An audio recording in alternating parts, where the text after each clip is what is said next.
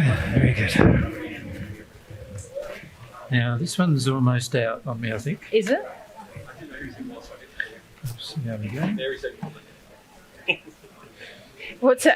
I'm the only one who gets the prize. Just if I start letting everyone in it, Yes, becomes yes. and people keep coming. Yes, for sure. Well, there's 3 other speakers, or 2 other speakers. You can. Sorry, Tom. Okay. Yeah. Thanks, guys. Okay. How's everyone coping? You all good? Is it enough now? You want to go home, lie down? Yeah. Sort of like nothing better than truth. Truth is what leads to your freedom, leads you to love, leads you to a life of happiness. It's so good. But it's sometimes very confronting, isn't it? Truth. Because you start, and this is something that most people need to get used to with regard to truth, is you need to get sort of used to the idea of God's truth you're going to find confronting. And the main reason why is because, the earth itself and all of us who have, lived here on earth, generally we're in the first sphere, which is not a place of a lot of truth. And so when there's these truths, those higher truths are presented to us, for most people it's pretty tough, There's a lot of self-analysis needed, a lot of thinking and feeling about things needed, and that's a normal process. The more you let yourself feel about it and work your way through that, the faster you'll find your life will change. Yeah. All right, we're at your disposal. Another till 4 o'clock. Where should we? We'll go to a woman this time, shall we? So let's come down front here and then we'll work around it. Thanks. Eddie. About truth, I have a question. So until I've been in Austria, I'm starting to speak openly to God about how I feel about her. Yeah. And often it's not that really nice. Yeah. And I found it that it's really helpful to know my history also, because when I share how I feel to God about how I feel about her, then I know it's not about God. That's right. Right? Yeah. It's about how you feel about God, obviously. And things that have happened in your past that you're now putting onto God. Exactly. Yeah. So I just wonder if it's the only way to connect to God in a sincere way.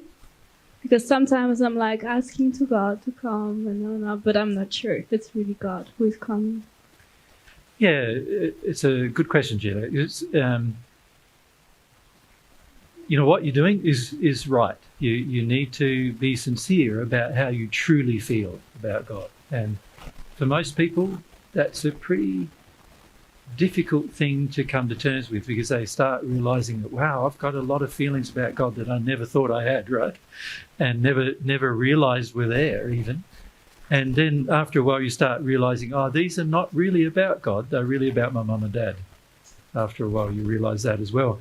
And so you start seeing that a lot of the dynamic of your life as a child, so if you think of yourself, so you remember you're half of a soul, your attraction is, I've got to stop telling people. Babe. Yeah. And so, you've been, when you were a child, when you were just young, you were just feeling like really this half of the soul is really just feeling like mum and dad are my God. So it's sort of like, and the reason why, and a lot of parents like that, actually. They like you as a child feeling like you're their everything. You're their boss. You do things because they said to do them, that kind of thing. Mary was going to say? No, you're just saying that you're their everything, but you mean they're your everything. They're your everything, sorry. Yeah, they're your everything. And so they want you to feel that way. So really, in a lot of ways, most parents set themselves up as God to their child. So the problem with that is that you start taking on all their beliefs, all their emotions, all their spiritual beliefs, and even all of their physical things that they do in their life that are normal. You know, if they go on holidays on Christmas, then you go on holidays on Christmas. If they, you know, with emotion, if they feel like, you know, a certain person that is in their community is not a nice person, then you start feeling like they're not a nice person, and so forth. And when it comes to spiritual things, obviously that's quite marked, like whatever they believe. So if they're Christian, you'll probably be a Christian for a while. If they're Buddhist, you'd be a Buddhist for a while. If they're not interested in any religion, then you'll be agnostic. You know what I mean? That a lot of it comes from them. Because fundamentally, for the child, mum and dad are sort of, you could say, a replacement for God. And most parents are not humble in that they don't recognise that the people they brought into the world are not their children.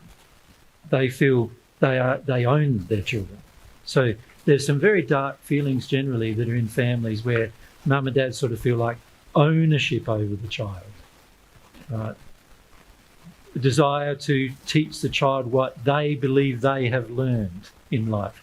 And obviously what they believe they've learned is severely distorted based upon their experience and based upon how they have either applied or not applied principles. And so in the end, you get all this sort of very dark sort of, let's draw them in red for that reason, these dark influences upon the child, sensory experience, which then gets filtered into the soul, doesn't it? So it's sort of stored in your soul then. And then, of course, when we talk about God, on the other hand, so here we have God, right? And now you're starting to develop a relationship with God, or starting to think about God. Of course, whatever you feel really towards these parents starts to get reflected, firstly, unfortunately, back at God rather than the parents. Because for most of us, we still want the relationship with our parents. We still want a feeling of family. We still want a feeling of, you know, the safety of the family. They'll look after me and care for me, and, you know, those kind of feelings. We want the family experience to remain. And so anything that mum and dad did that were out of harmony with God's principles, we have a tendency then to start blaming God for them rather than blaming mum and dad for them. Right? Rather than blame, let's call it assigning responsibility to the person who did the damage. Right? Instead, we start assigning responsibility to the person who didn't do the damage. God.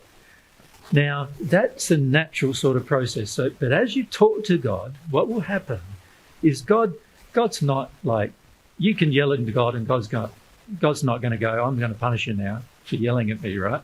And you can yell and scream at God and God's not going to go, well, I'm going to dismiss you for the rest of your life. You're not, you know.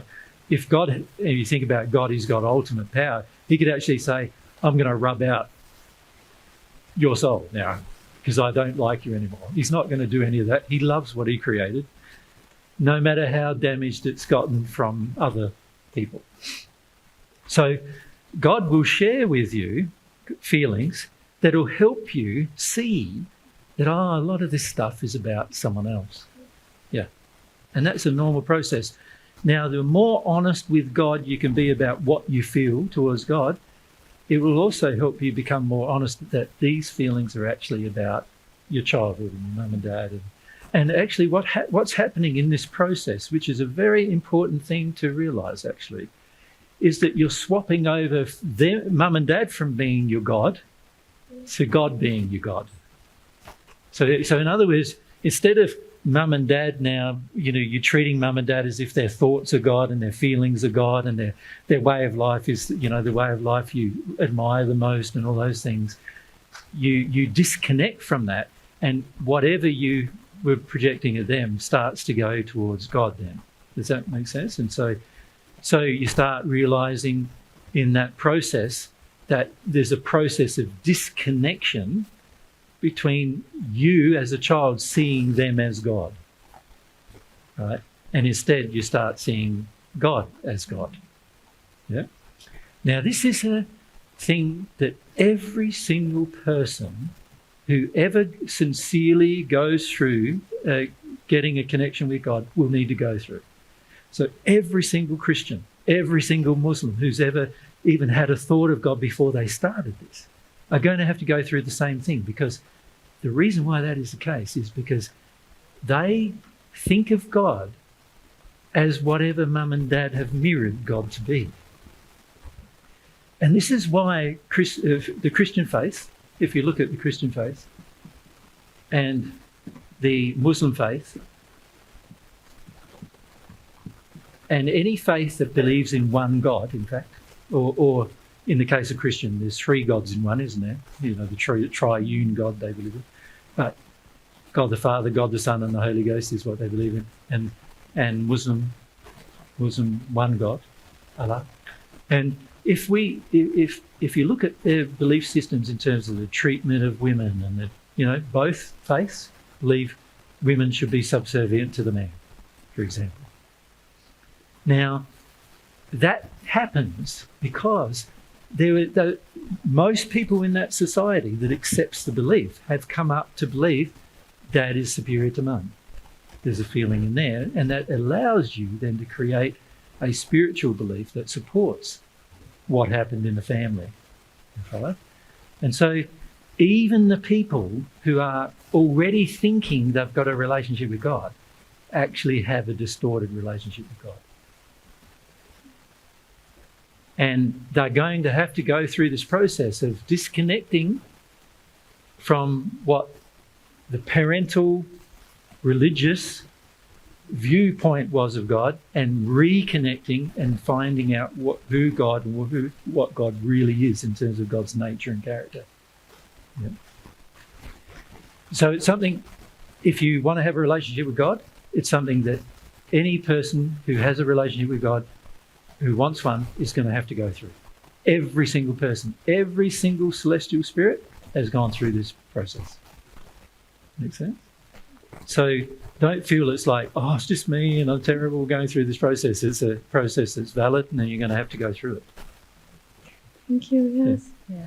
And is it so about self-responsibility? Is it self-responsible to involve my guide in the process? Yeah, remember your guide. There's often there's two spirits that have been assigned to you. Your guide hasn't really been assigned. No, your guardian. Your guardian has been assigned. Sorry. Your guide is basically dependent upon your desires about spiritual development.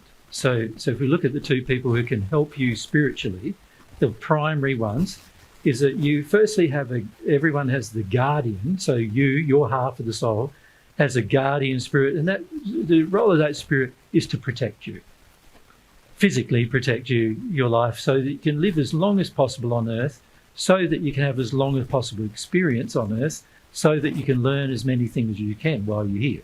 That's the purpose of trying to make that experience as long as possible. So the guardian does that. And so, you might be driving along in a vehicle and you're about to make a wrong turn and there's a car coming past, and he's the one who yells at you and says, stop, and you put your foot on the brake, you go, whoa, like I could have run into that person and I didn't, but he's the one who said for you to stop, right? He's that kind of fella or woman, and they will help you live a long life if you listen to them. Many men in particular don't listen, so they do a whole heap of reckless things, and as a result, as you well know, statistically, most men die before women, right, on the planet, and that's one of the reasons why.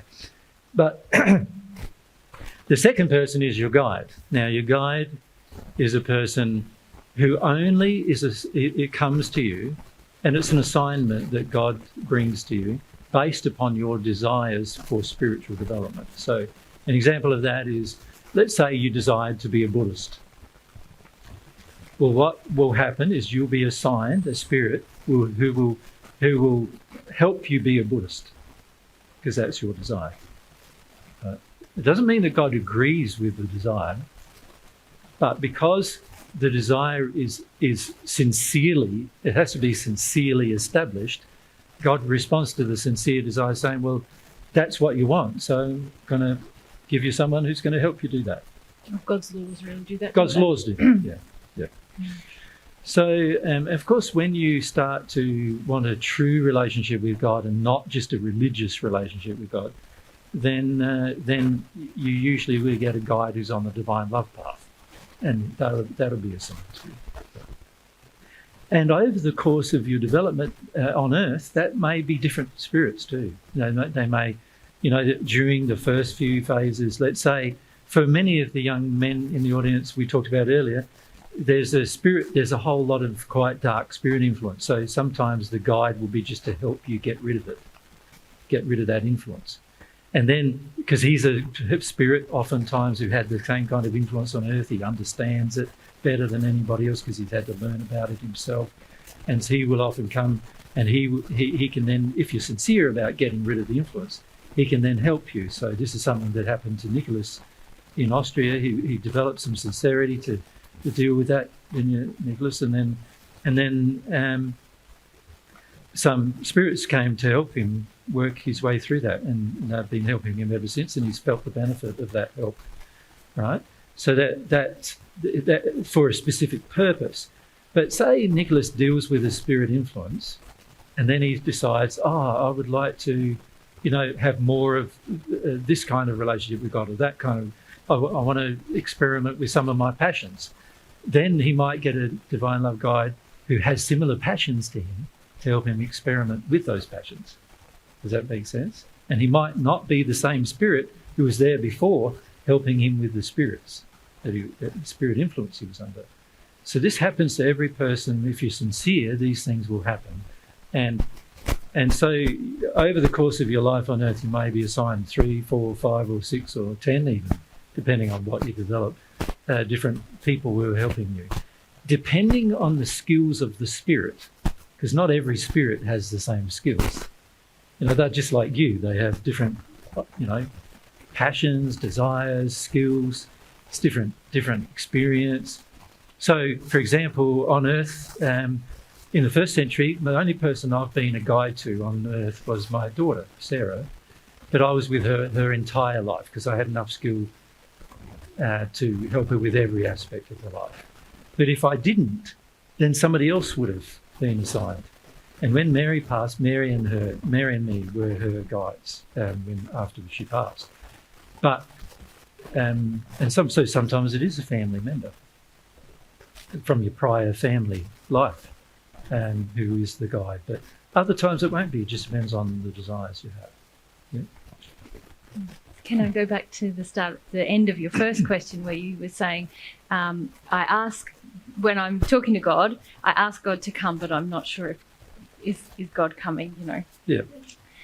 God's interested in you, absolutely. So God is always interested in you, whether you express a desire or not. But as soon as you express a desire, you become more sensitive to God's feelings for you. Mm-hmm. So never doubt that God isn't interested or there. It's just you becoming sensitive and open to feeling God's feelings for you. And also when you ask for that for God's, you can ask for lots of things from God. God's love is a good thing to ask for, but even God's truth and wisdom and all those things you can ask for. If you have a divine love guide, they will also be attracted to you at those times to help highlight to you, if you're not yet sensitive to God's feelings, to highlight to you what's the next thing, Julie, to look at so that you can establish this relationship with God. Yeah. And one thing that you have been doing, Julie, since Austria, right, when you came there, is that you're starting to focus more attention, aren't you, on God rather than on just everything else in life. And this is very, God loves that, because it's like God can help you with everything else in your life. So when a person focuses on God and is sincere about it, then God always is going to respond. And also, as Mary pointed out, your desire opens up your heart to the response. See, before then, a lot of times God's trying to help, and every single person on earth, God is trying to help. He sees every child as his child, and he's trying to help every child. And it's the same in the spirit world. Every spirit who's in a dark place, God's trying to help, personally help every single child. And so God has the feeling, I want to help every child, but if your heart isn't open to the help, then your will is saying, I don't want any help from you, to God, you know. And so by now talking to God, even though you might be sometimes yelling at God, you're now going, well, I'm now recognising you, and God's going, you beauty, that's a great improvement. I'm in the room, before. yes. I am around and I'm here. I might not be the image you have of me, you know, is what God feels, but at the end of the day, by engaging the beginnings of the relationship, you will learn that. Yeah, if you're sincere. So God's very happy when a person starts expressing things to God, no matter how warped and and damaged because of the parent relationship that might be. And but God wants you also to listen to the answers as well, right? So that's partially to do with the conscience, about how God gives you truth messages, and also God, if you open your heart to receiving the love as well, there'll be times when you go, I know you're not like that, and you have some sincere desire to feel God's love, and under those circumstances, God will give you that love. Initially, for most people, it's sort of like a dribble because we have a fairly closed heart. And then as your heart opens more and more, things change quite a lot. And if you can keep your heart open as possible, obviously things can change quite substantially in a short period of time. It also means, though, that as you receive that love and truth, you're probably going to change things in your life, right? And that's where it gets challenging for most people. Most people start to receive the love, start to have different feelings than they had before, start to have different thoughts than they had before. And then they go, but wow, it means, if you're in a partnership where the man's abusive, you would want to leave him now. And then you're going to have to deal with some fears you got now and things like that. So there will be changes that happen in your life, but God's not going to force those changes on you. But oftentimes, without making those changes, you can't continue to receive the love until you bring yourself in harmony with the love you've already received. Yeah. And this is something that a lot of people neglect. And because they neglect that, they stop receiving the love. And then for many, many years, sometimes their entire life, the rest of their life, they don't receive any. Yeah. So don't make the mistake of receiving that love, receiving the truth, and then not taking some action. Make sense? You don't make that mistake either. You want to receive the love, receive some truth, and then you will feel like, sometimes you feel like, I've got to do something about what I've got now. What do I do? It's going to, and the beauty of the relationship is it does confront many of the injuries you have, so you might be afraid of people, so it's going to confront that. You might be afraid to speak up. That's going to confront that. You might be afraid of your husband or your wife. It's going to confront that. You might be afraid of your mum and dad. It's going to confront that. There's all these things that as you receive the love, there'll be confrontations. And you've got to be prepared to take the action that is necessary to stay in harmony with the love if you want to continue growing. So that's the secret to continuing growth. Thank you. Yeah. Can I add something? I guess I want to make sure that I'm self-responsible with how I process or deal with my emotions. Yes. Because I have had the tendency to ask therapists or other people to be next to me when I'm dealing my emotions, and I fear that I do the same with God or spirit. Yeah. Very good question. It's a good awareness. And what we find is a lot of people don't have the personal confidence to deal with things themselves. Now, this comes from a lot of injuries from mum and dad basically teaching you that you need somebody else to handle things in your life, right? And a lot of people on earth have that injury, and it's becoming a more and more common injury too. If you look at young children now, they have it at a very young age, that same injury. What God wants you to understand, and this is for everybody, God wants you to understand that He created you with the ability to cope with everything. Everything. You can cope with anything. Mary and I have experienced some very, very hard things in our lives on earth, and both the first century and now. And God, if you gain your feelings from God about you, one of the feelings is God created you with the ability to handle everything, right? And once you have some confidence in that yourself, then it's far better for you to engage your own progress than it is to get help from others. And there's a lot you learn by doing that. Now, it doesn't mean that you won't be helped by others, because you've still got your guide and you've still got God and you've still got people who want to help you. But when you become super reliant on their assistance, you're now putting yourself in a place of dependency, and you're also creating a power dynamic where the other person now potentially may take power over you if they're not kind or considerate or in a loving space themselves. So you've got to be very careful that the person who's helping you, if anybody is helping you, that they are loving in the manner that they do it, and they're also not wanting you to become a dependent, right? There are a lot of people who desire to help others who want others to be dependent on them. And that's something you've got to be very careful of in your progress. What God wants for you is to realize that between you and God, everything can be dealt with. You don't need anyone else to deal with anything. However, when loving assistance is given to you, why would you not receive it? Does that make sense? There's plenty of times when you can ask for loving assistance and receive it, and God wants to, and spirits and even people on earth want to help you with that resistance. But the dependency on it is actually something God wants you to break, not establish. So he doesn't want you to become dependent on other people, because if you become dependent on other people, their opinions and their feelings and their beliefs will influence you. You follow me?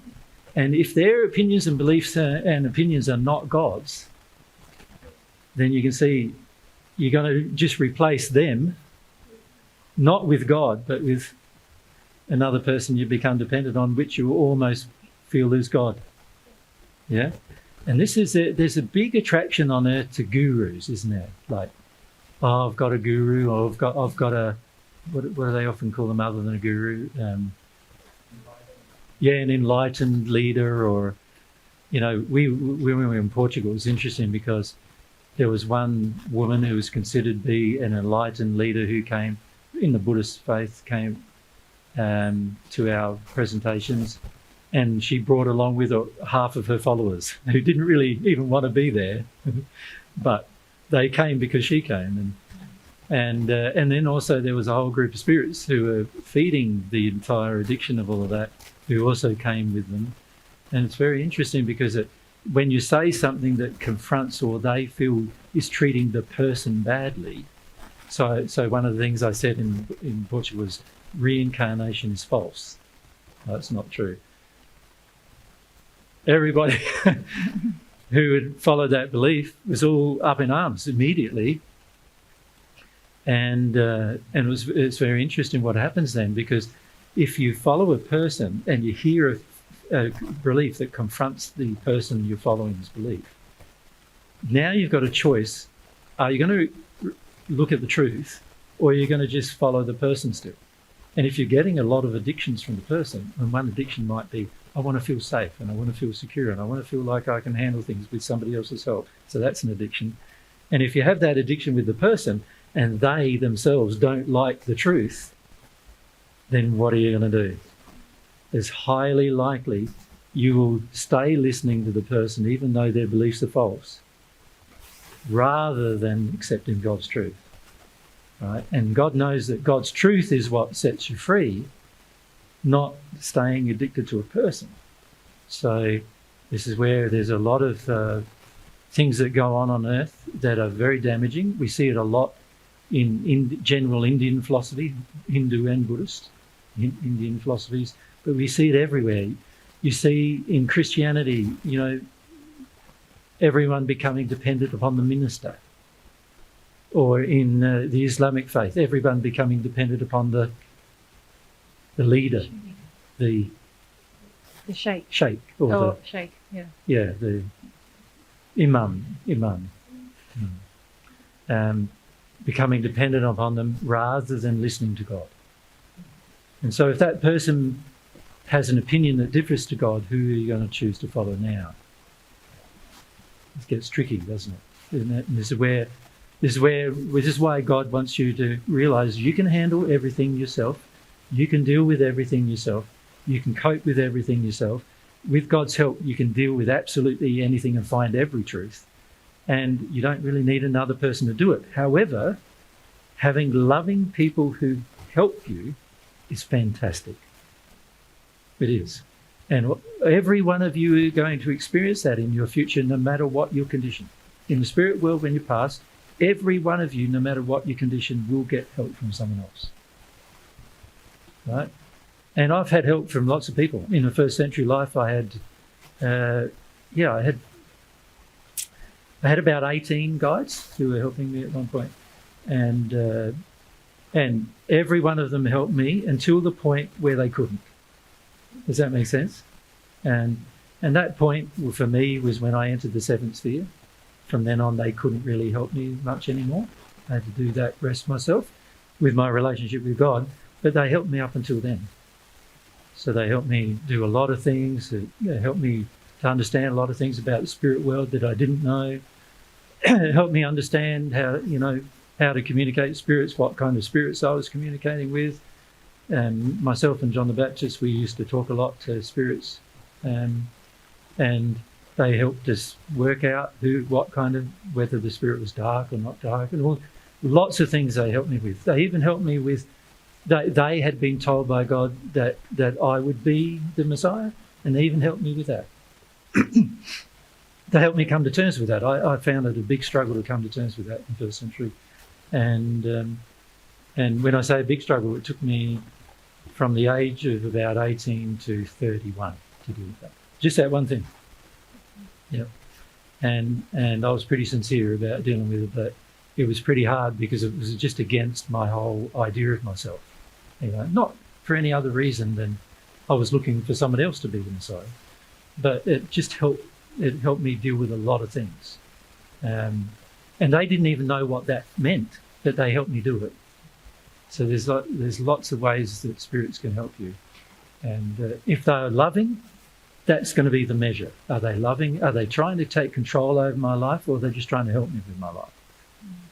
Yeah. But the awareness that you have a tendency to seek other people to either validate or help you through your emotions, it's a great awareness to have. Yeah. Obviously, there's reasons why, and it's the reasons why that you'll need humility to let go of, and that'll help you discern what's my guide and what's a spirit who's just trying to help me, who's here because I'm needy, if you like. Yeah. So again, if we go back to that previous suggestion we made before the break, remember to write love up and say what love is and what it isn't. What is love is me becoming dependent on somebody love. You see, if I can see, if I write down what love is not, it is not dependent. All right? So love is self-responsible, desirous of looking after oneself, loving oneself.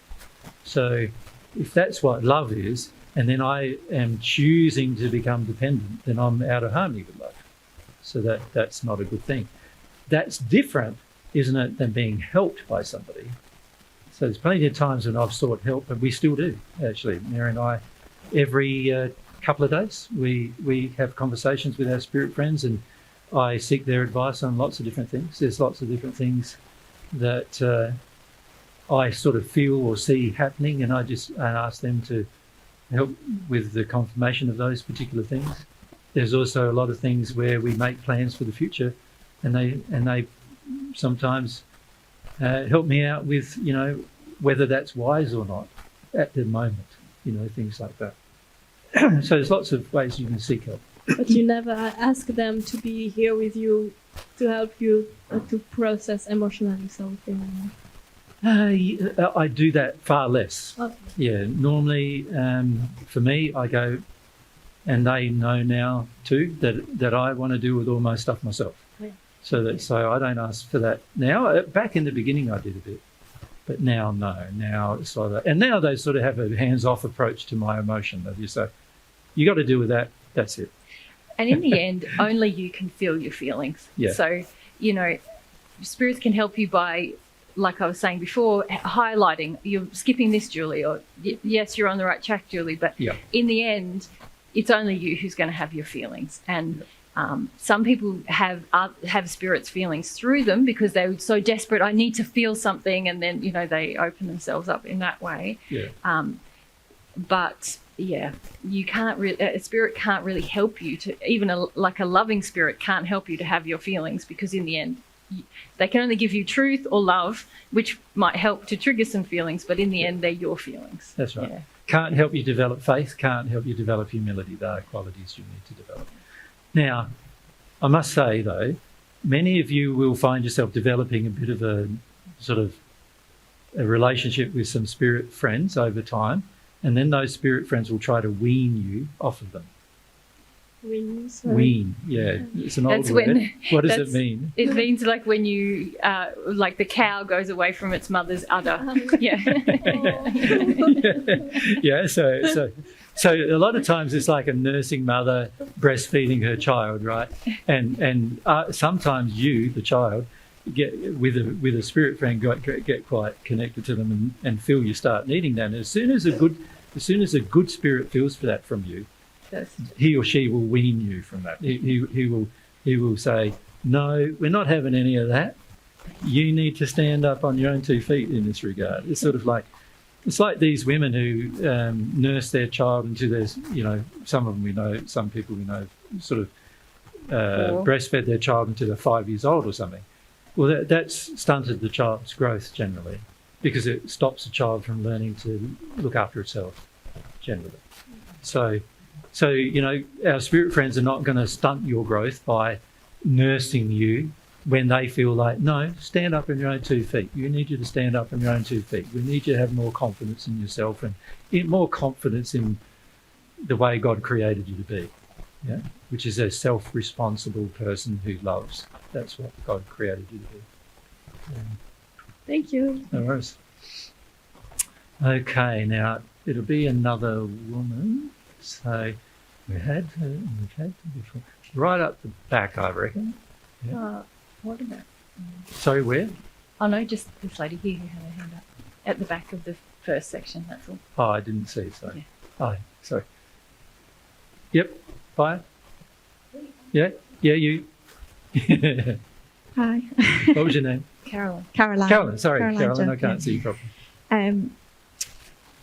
I think this has been going around in my head, so it may come out completely wrong. But what I was trying to get to is years ago, I felt that because I've been abused and sexually abused, so my now understanding is that I've attracted obviously abusive men. And Well, just be very. Firstly, I need to stop you there. You got to be very careful with this understanding. It'd be better. sorry, I was meaning obviously how you were talking about men this morning. That Yeah. I should have said that. Sorry. Yeah, no, I understand that. I just want to this whole thing that I attracted abusive men. I just want to address that comment first, and then we can continue with your question. Is that all right, Caroline? I'm not too sure what that is, but I'll see how it goes. Thank you. Well, do you want to state your question first, and then we'll go back to this point? Or I think she doesn't. Not quite sure what the question is. No, I'm not. I'll just finish what I was saying. So I've attracted men in the past, and I couldn't see the behaviour what I was obviously attracting. yeah, And I felt I'd found my soulmate, and I'm still not too sure. yeah, And it was a very, very different feeling. It wasn't sexually from, my genitals beginning. sort of thing. yeah, It was, my heart opened and it quite shocked me. I'd never felt that. yeah. And he actually felt the same. Okay. And since that day, I don't think I've had a day where I've not felt something about him. Yep. And ex-boyfriends, I'd always, within a week, I could have forgotten them and not felt them and not thought about them. And even Yeah. when I try to forget this feeling, it just whoosh comes back in, and it's like, oh God, it Okay. sends me potty. So is this someone you've known all your life, or? No, just probably the last 16 years Okay. since I wanted to know about soulmates. When I heard you speak for the first time about soulmates, Yeah. but I'm not too sure whether that's true. I desired it, but it was more, I can't get him out of my head and my brain, and it drives me bonkers. Because normally So you what- could be able to get him out of your head if it was But somebody else. well, it's just body. I can feel him around me, and Yeah. So I want to is he in understand what. spirit, or is he on earth? He's on earth. Yeah, he's on it. Yeah. Yep. So it was. What? How can I get rid of it? Why do you want to get rid of the feeling? I don't really. It's quite beautiful. Yeah. Yeah. It's really, really beautiful. But if it is an addiction, or what I was worried about hearing you this morning is Yeah. if it's spirits throwing that feelings feeling on about me, that person. then I that's so unloving to actually connect with that, because it can't be very nice for him if we're not soulmates, that it feels like a loop. So if I'm getting that projection from a spirit, Yeah. and then I'm projecting at him, and then I've started to stop it and like, I don't want this feeling. I don't want to do Fair this. I don't want it to go on a loop. I understand what you're saying. Does that make sense? Yeah, but not really. But yeah. Oh, No, I understand completely what you're saying. I'm just in terms of answering your question, there's a few things we got to look at first. Firstly, the issue of being abused. Let's look at that, and also look at dealing with that, shall we say? So let's start there. So your half of the soul has some areas in your past, which you've discussed with me a bit, haven't you? Where you've been sexually abused, right? I didn't realise it at the time, but then I went into it and realised it when I was a little girl. Yeah. My dad, but I didn't. I totally blocked it out. Didn't have a clue. Which most people do. Yeah, Yeah, most and people do. this is why I want to talk about it, because probably a lot of people don't know that either, do they? And people just close it down. And Correct. I've not really heard a lot of talks about sexual abuse at a young age and how to. Deal We've with talked it. a lot about it, yeah, because we've had a lot of people we've met who have had different issues of sexual abuse Yeah. that they've had to deal with. Yeah. Yeah, So I was It's a about very common 40 thing. before I realised that I had. yeah, it's a Yeah. very common thing, of course. Yeah. Isn't it? Because Yeah. there is a lot of sexual injuries on Earth, and therefore a lot of abuse is going to happen. And it's more common, obviously, for women than men, but it's still very common. Yeah. Okay, so the abuse, what the abuse does, and I don't want to talk about the abuse itself. What I want to do is talk about what it does to you. Does that make sense? So what it does to you with regard to your relationship with the gender of the person who abused you. So like if a woman had abused you, then these feelings would be probably towards women and yourself. If a man's abused you, there'll be feelings towards the man and yourself in relation to men, right? So depending on the gender of the abuse, of the abuser, you will have created, through the process of getting abused, you will have created inside of your soul some feelings, right? In the relationship with how you see yourself. So firstly, it's how you see yourself. And also then how you see that gender. So in this case, men, it was a man?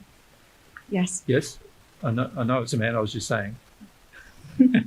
It's a man, yes. Yes. And so the how you feel about men generally is going to be influenced by this abuse. Now, it depends, doesn't it, on how you react to the feelings that were generated from the abuse, the grief.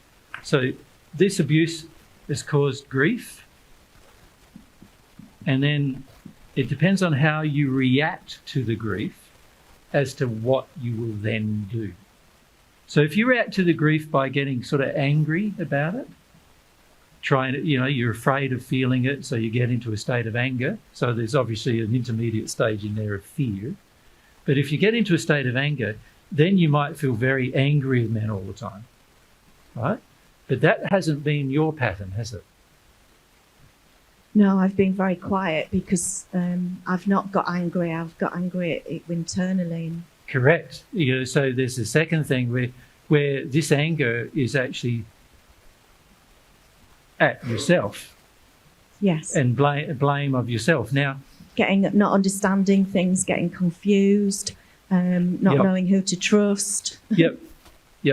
Now, this blame of self in all these different areas causes the blame of self is the thing that causes the attraction. You follow me? To certain types of men who are prone to blame you rather than themselves. Right? So it's not actually the abuse that has caused the attraction. It's not like we're saying, I've been abused and now I'm going to attract more abuse. That's not how it works. What happens a lot is the women who have been abused frequently, they start blaming, all their anger is upon self. Now, the problem with dumping a lot of anger on self is that it opens up the ability for people who are also angry with women to take their anger out on you because you're already angry with yourself. Does that make sense to you? Totally, that's what I'm attracting right now, yeah. That's right. And we could say attracted to. You're attracted to even. Yeah. Because you're blaming yourself. You think that it's normal to blame you. Which is what I've always had. People have done that, so I didn't know any different, and they made me believe. And that's what you were talking about early this morning, isn't it? That's what happens. You're believed that you're wrong, that you've been abused, but actually it's the abuser that's doing wrong. Yeah, that's right. Yeah. And what he's doing is he's taking advantage of the fact that you're going to blame yourself for how he treats you. He's taking advantage of that, right? So that shows you his bad condition, his dark bad condition, doesn't it? Yeah. Rather than your own. Your own is in a state of blaming yourself. And then he says, right, this woman's blaming herself, so I can get away with a lot with this woman. I can treat her badly emotionally, I can treat her badly sexually, I can demand things from her, I can make her feel bad about herself, and she'll just keep blaming herself and give me what I want, which is power and control over her and other things like that, sex maybe too, and she gives me all the things I want, right? And so it's the tendency to blame yourself, which is a lack of love with self, which causes them to be attracted to you, right? Yeah. So you're right with that. So, and God didn't design the law that once you're abused, that you just get abused forever. No. Until you feel it's not like that. That's not God's intention. That's not God's desire. So it's just very important that we understand God's law does not want you to be harmed, whether it's sexually, physically, verbally. Yeah. Anyway at all. However, what happens if you look at the general condition of the world? Most people in the world take advantage of others when they can. Isn't that true? Yeah. There's very few people on earth who recognize they could take advantage of you and don't. Right? Because most people are in a poor condition of love. They recognize they can take advantage of you and they do. Right? And that demonstrates their poor condition of love. So these men who take advantage of your blame of self are in a very poor condition of love, and therefore they are attracted to you blaming yourself. You follow me? Yeah. Yep. Now, in the process of this occurring, those men, let's draw them, I'll draw them as well.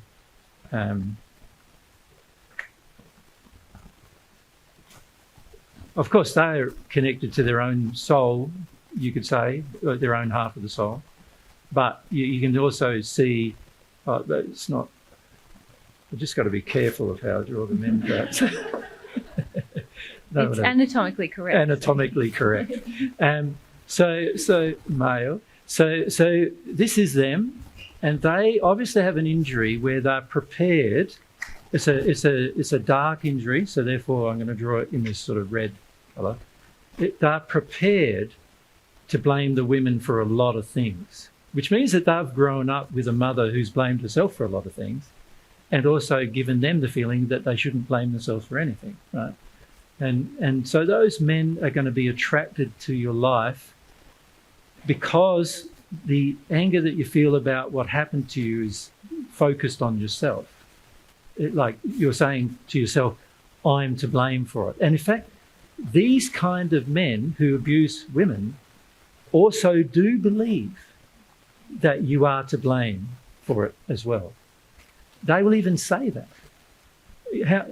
Abusers often say to the children they abuse, oh, that's because you wanted that.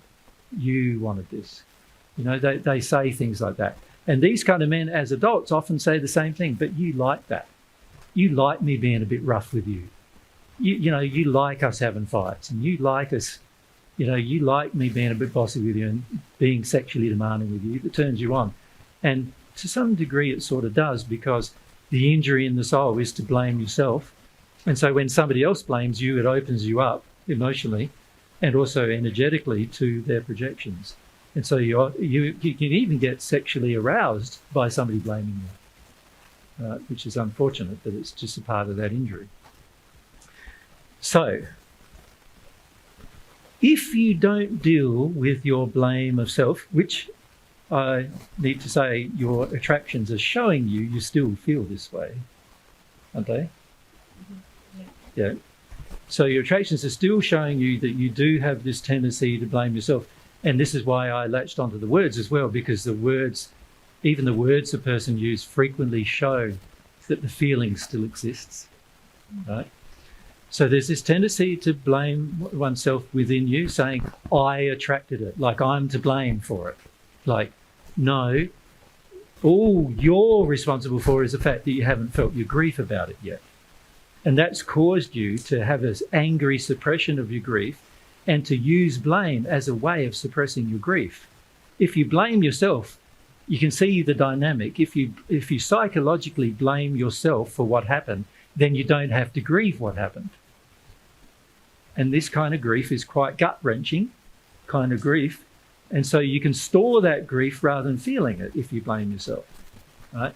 So this is why often we desire to blame ourselves. And then on top of that, the men who abuse you want to blame you for it as well. So there's an extra motivation to blame yourself as well. And so it's very common for most people who've been abused to blame themselves for the abuse. Now, the problem with that is that this grief hasn't gone, and I've still got a strong desire to blame myself for what happened to me. So what kind of man's going to be attracted to me or attractive to me?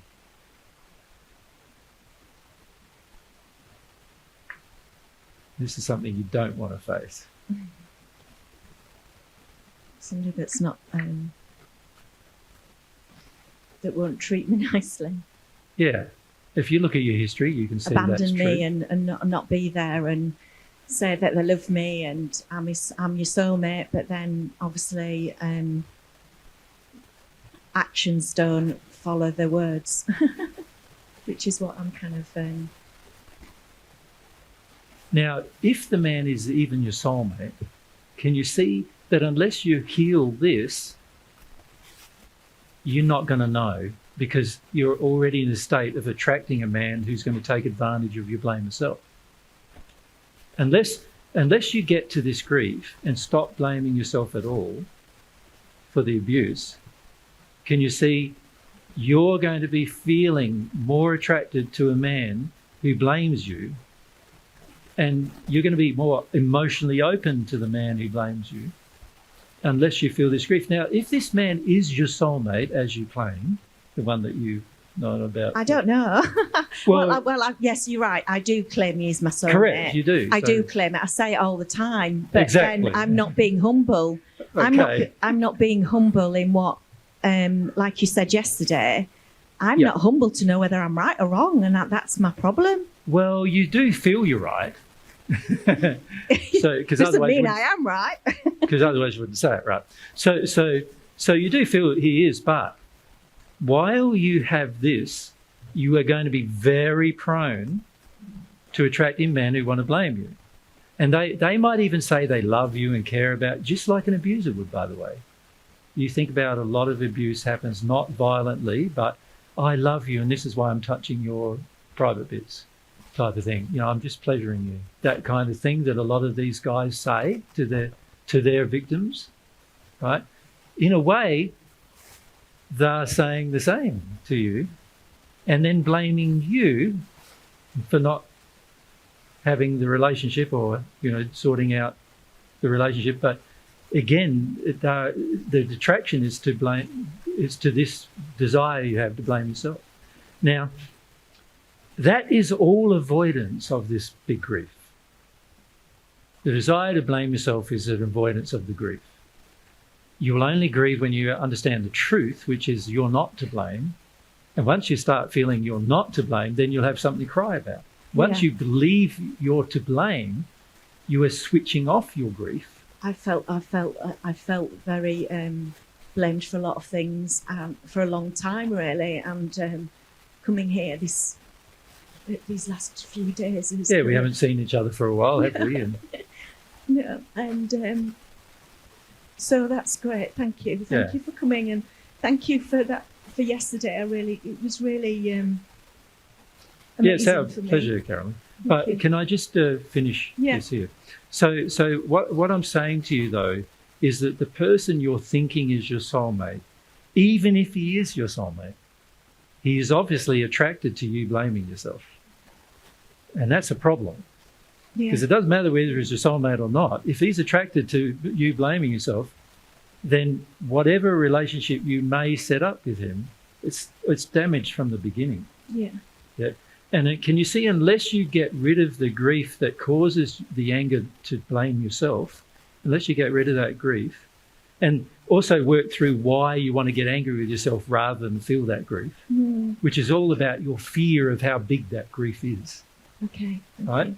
Yeah. Unless you deal with that, then whether he's your soulmate or not, you're going to be attracting a man who's going to have a strong tendency to blame you. Now, if he turns out to be your soulmate, can you see that's going to cause you a lot of damage, right? If you allow him to have a relationship with you without you dealing with this, it's going to cause you a lot of damage because he's going to start blaming you for things in your relationship, and you're going to take on that blame. And if he is your soulmate, you're going to be more open to taking on that blame from him than anybody else. And that's going to make your life very hard. It's been very hard since I've last seen you. It's been very hard. I've lost everything. Yeah. So it's very important that forget about him for a moment.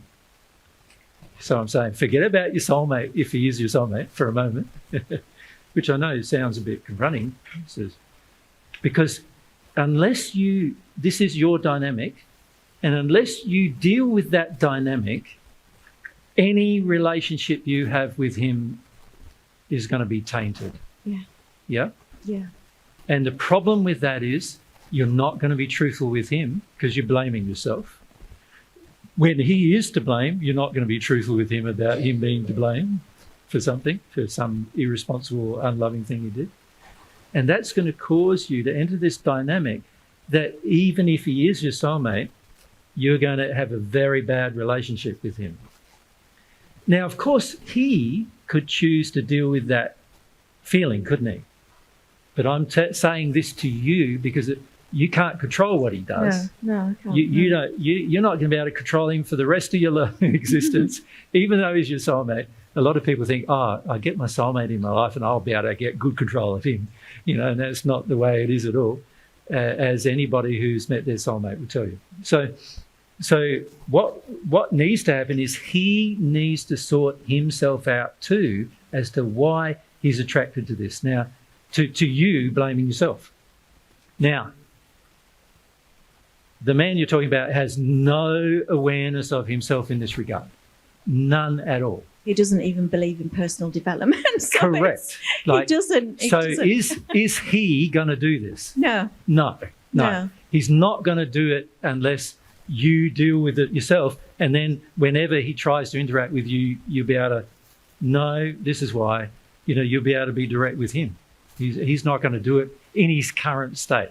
Now, one day in the future, that might change through all sorts of things, because God's trying to lead him to truth just as much as he's trying to lead you to it. Yeah. But unfortunately, he's in a very shut down state in terms of taking personal responsibility for his life. And so the reality is that he's probably unlikely going to do it, very soon, unless you make this change.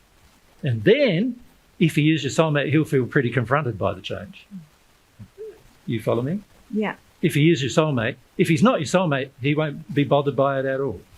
And you'll know.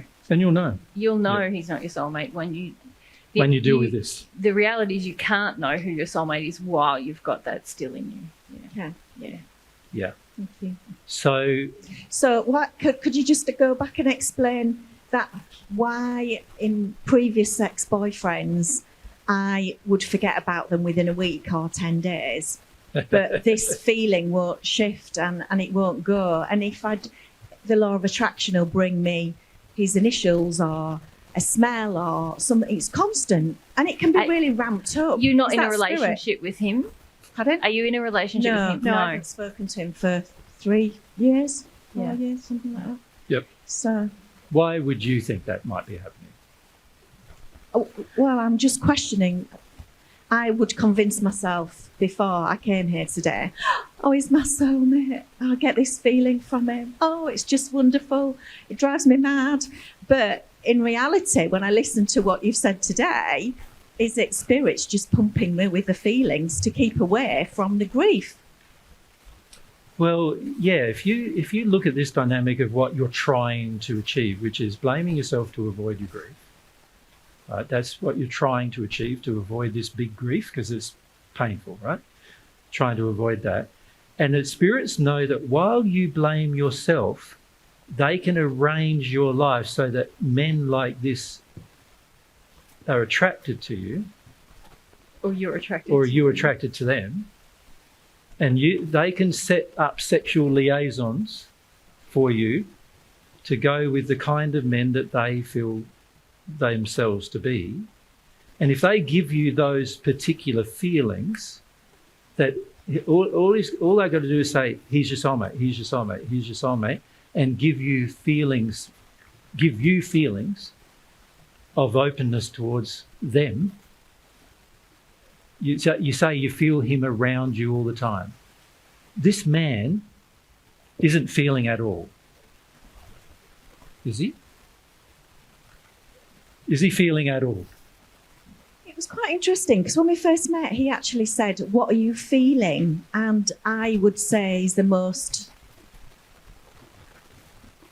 person that's talked about feelings, but he's obviously not, because otherwise. So What are these true spirits? If these spirits are around you, what are they trying to do? they're trying to make me still stay in the same dynamic. Yeah. But for me, it felt like an antenna I had got. I had an antenna on my head, and I was always like this. I was probably looking for the one. And then when I met him, it's like it fell off, and I don't have any attraction No. to anybody else. You were looking for someone to help you with your grief, which is Right. not the same as looking for the one. Okay.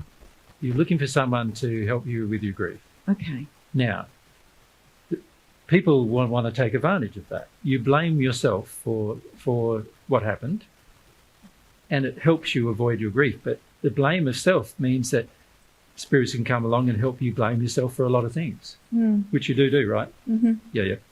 So you understand this dynamic, but you're not understanding what it attracts. Carolyn, Say that again. The last word. you understand. You sort of get what I've just explained here, Yeah. but you don't get what it attracts. What does it attract? You blaming yourself, what does it attract? I'm assuming it's spirits because it isn't a physical person, because I don't allow any other man in. I'm saying physical or spiritual, I don't care. What does it attract? What kind of person? A not very loving person, kind person, abusive person. Yes, that's what it attracts. Yeah. Yep. So that would apply whether they're spirits or people, Yeah. would it not? Yes. Okay. So if you are disconnected from God yourself, and if you're not, practicing principles yourself and not morally connected to those principles yourself, which to a large degree over the last 15 years you haven't No, been, I agree. Yeah. right? Then, of course, that this particular dynamic that's occurring in yourself is going to attract people who want to abuse you spiritually. How do they do that? They get you in a dynamic with somebody on earth where you blame yourself more.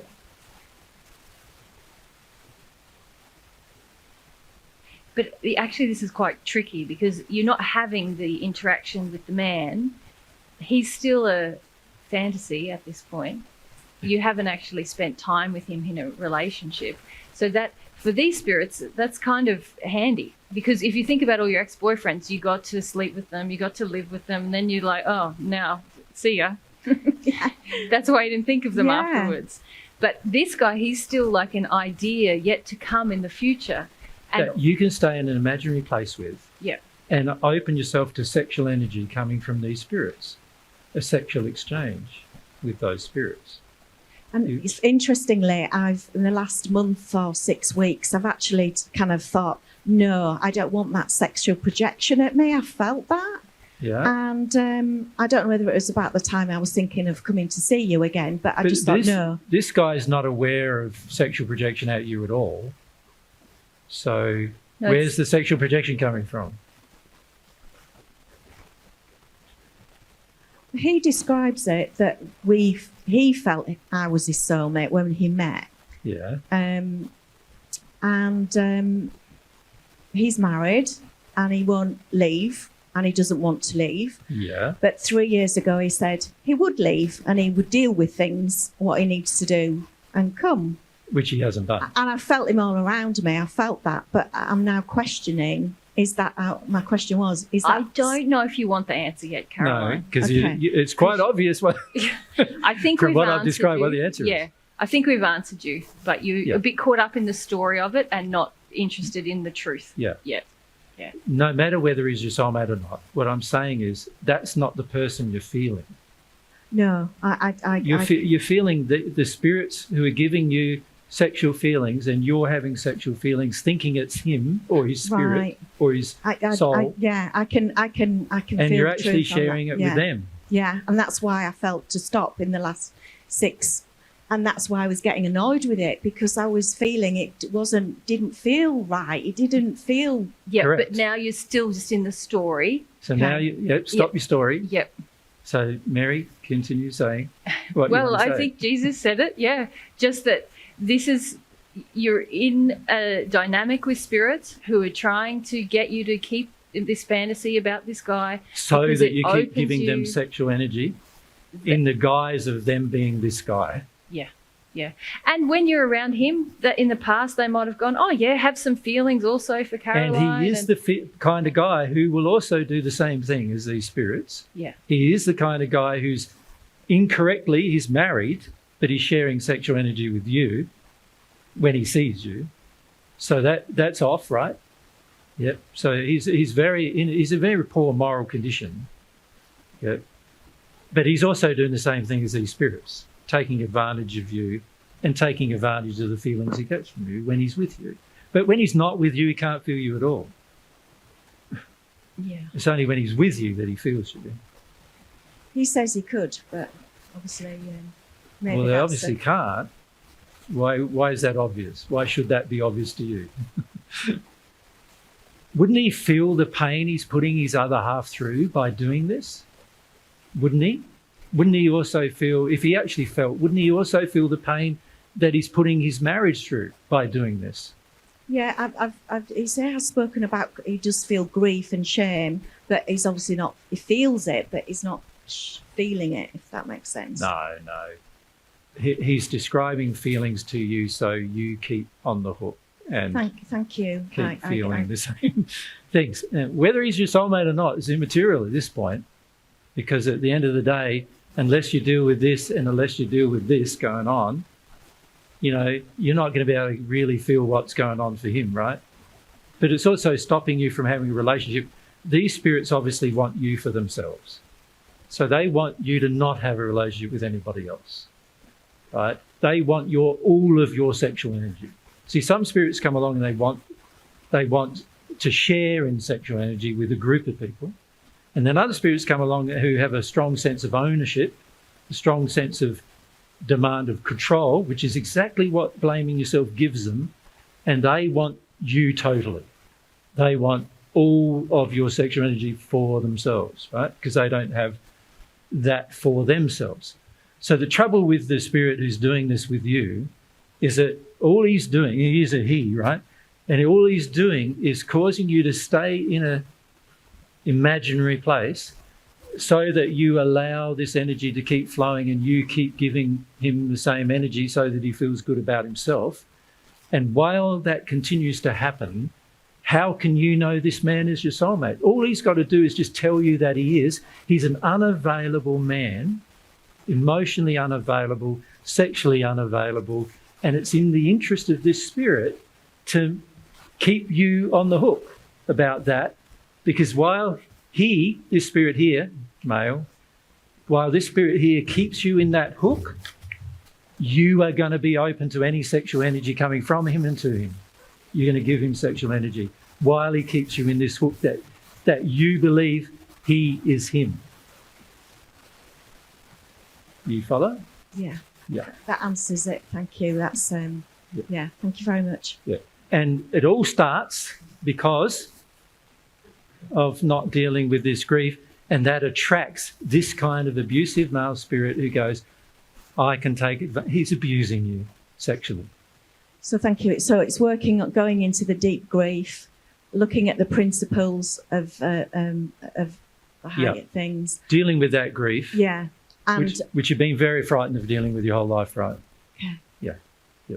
And then obviously building up my self-worth to kind of. It'll happen naturally. Will it? Okay. Yeah, just by Caroline, the grief going, it would happen. Once you deal naturally. with this grief, there's no reason to blame yourself anymore. Okay. The purpose of the blame yourself is to stop yourself from feeling grief.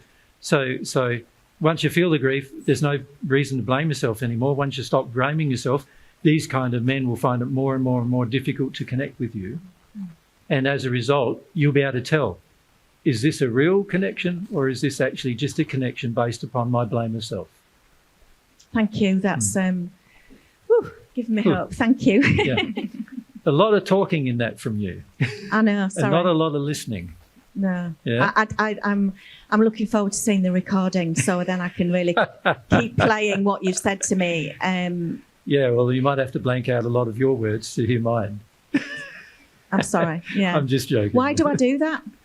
Well, you're afraid. You're afraid of dealing with this, and really, you want a different story. You want a different answer. You want me to say, "He is your soulmate. Go for it." No, break up I'm the tired of that. Yeah, you do. Like, let's get honest with you. You do want to say, "He's your soulmate. Go for it. Trust your feelings.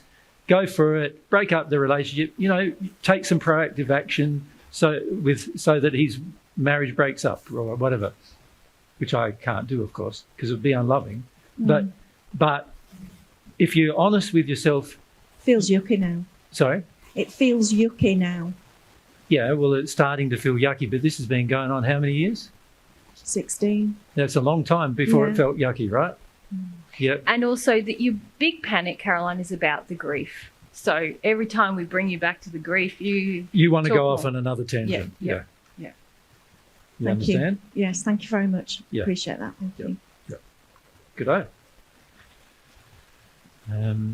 Mary's choice now. Let's come to this lady at the corner back here. I can't see your name tag. Yep, you. Yep. Angharad. What was your name, sorry? Angharad? Yeah. Say it again. Angharad. Angharad? Harrod. Angharad. Angharad. No. Very unusual name. Yeah. Yeah, how do you put up with it? Yeah. I've got a lot of variations of it. I bet you have. Yeah, yeah. In And a few Australia, you wouldn't nicknames. last 5 And- minutes and shorten it to something. Don't shorten it to something, it does yeah. get shortened to Harry, sometimes Anna, but Harry, yeah, Yeah, yeah. Is it a name you chose or that was given to you at birth? it's given to me. Yeah. Yeah, it's Yeah. a Welsh name. A Yeah, Welsh name. yeah. Well, they're not very loving parents. Well, No, yeah. just, not just Yeah. joking. Joke. It has had its ups and downs. Yeah, I bet. Yeah. At least if you don't meet very often people with the same name. Yeah, You're like, of course, oh, you're yeah. the one with the weird name. Yeah, that's right. Yeah, yeah. Okay, Angharad. What would you like to talk about? So it was a little bit in relation to the question back that this lady over here said. Juliet? Down the Julie. front? Or- Yeah. Yep. Good. In kind of looking outside of self for not necessarily to God. Yeah. So I lean quite heavily into my dreams and sleep state. Yeah. So now I'm really wondering what's going on there. So because I remember most of what goes on In your at sleep night. state? Yeah. Yeah. Yeah. And sometimes it's just bonkers and all these places I go. Often it's really helpful. I Yeah. get quite a lot of information. Yeah. Sometimes it's really unpleasant. Yeah. So I kind of lean into that. Yeah. But now I'm like, what's happening? So from spirit influence or what's my attraction Yeah. in that? Is it trustworthy? And I'm a bit confused how it applies to the principles so far. Have you examined the principles yourself? I feel a bit confused about that, of like how it's, What principles are involved in terms of and what's- relating to God.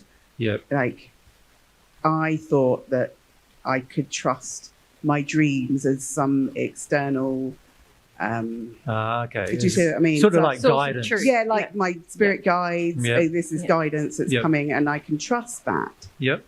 And now I'm like, oh, this is just my shit. Really, actually, I can't, it's not trustworthy. Well, yeah. Firstly, let's answer that a number of different ways, perhaps. But the first way is let's look at your life. How many hours are there a day? How many hours do you sleep?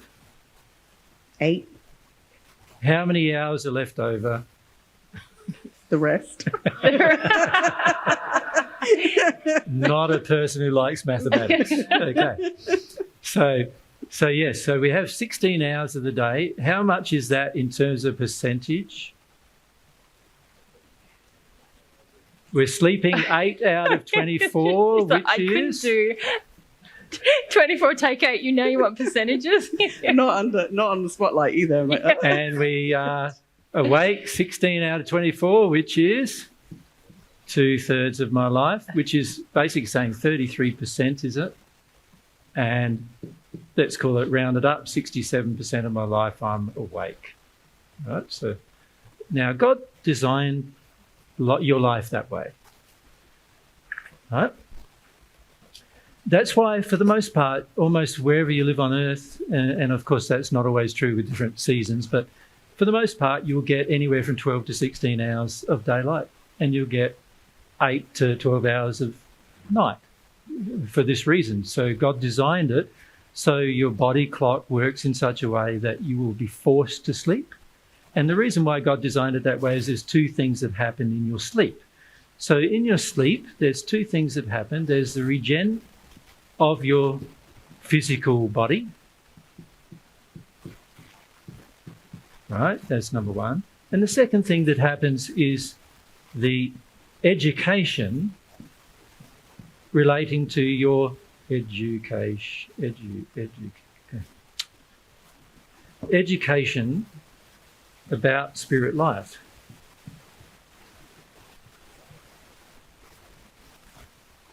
Let's call it of future life, because that's where you'll be in the end, right? Those two things that happen. So you're receiving regen of your physical body, and then there's education of your future life going on when you're asleep. Yep. So that's the purpose of those 8 hours. And where's the rest of your time? Here. So obviously God feels, for anybody who's living on earth, that there's more education to receive here on earth than there is to receive here in the spirit world while you're asleep, for the benefit of your life.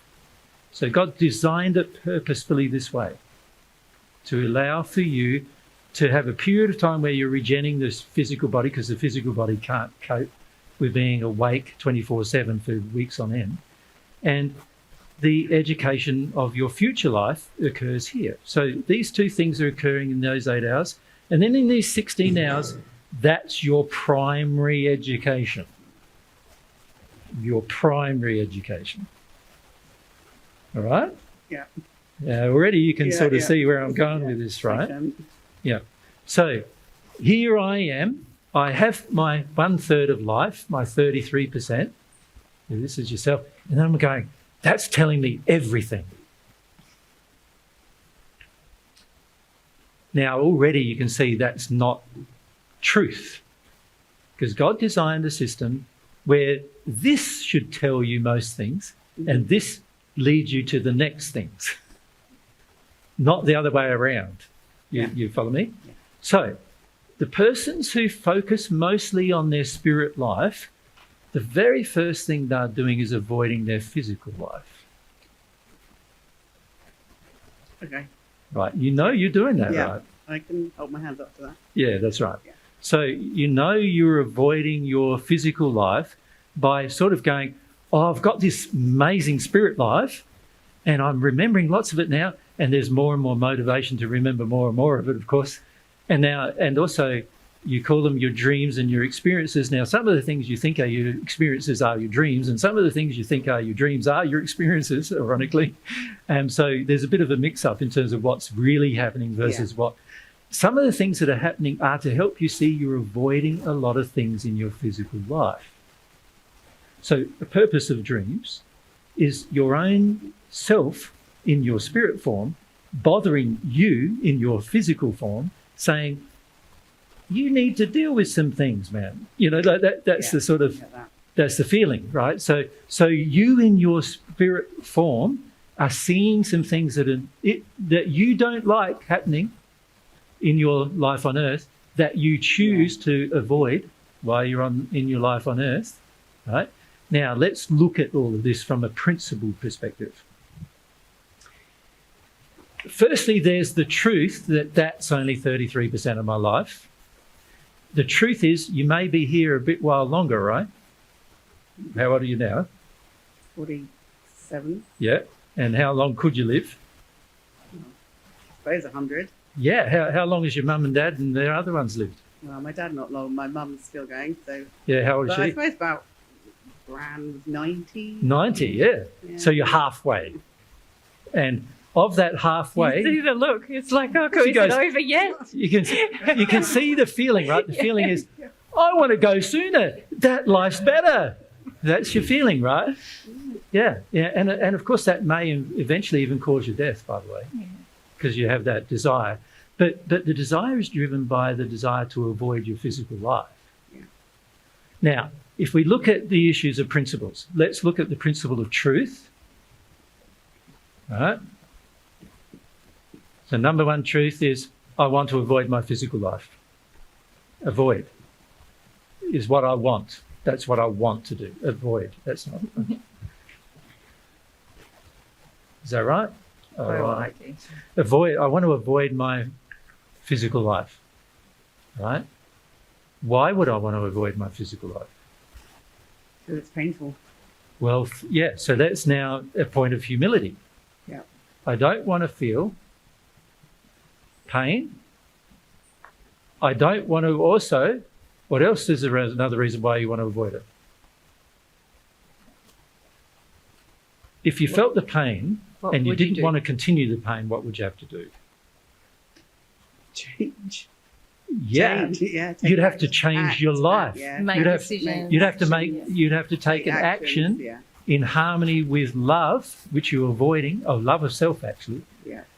You'd have to take an action in harmony with love, which you're avoiding doing, You follow? Yeah. By having this stuff go on in the spirit, in your sleep time, you get to avoid the truth about your life. You get to avoid the pain of your life, and you get to avoid taking action in harmony with love of self while you're in this life.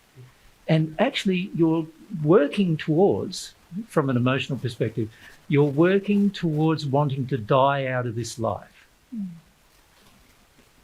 to not be here anymore. You follow? Yeah. Yeah. Which is actually almost like suicide, Yeah. isn't it? Yeah. Just because you want to avoid the pain, Yeah. the grief, and you don't want to take actions to love yourself. Now, obviously, you're very afraid of taking those actions. Otherwise, you wouldn't Yeah. want to live most of your life here, right? So there's a benefit to your life there. Which are these benefits? But God's trying to encourage you to go, if you pass into the spirit world while you want to avoid truth and you want to avoid pain, what do you think your spirit life's going to be like? Not much fun. Not much fun, because all of God's laws in the spirit world say don't avoid pain and don't avoid truth. So you'll be in quite severe disharmony with those principles when you pass. And people who are in severe disharmony with the principle, where do they go? Into the first sphere, in the hells of the first sphere generally. And is that going to be pleasant? It's not going to be as pleasant as you think, right? If you do that. It's going to be very much the same and perhaps a bit worse than your current life. Right?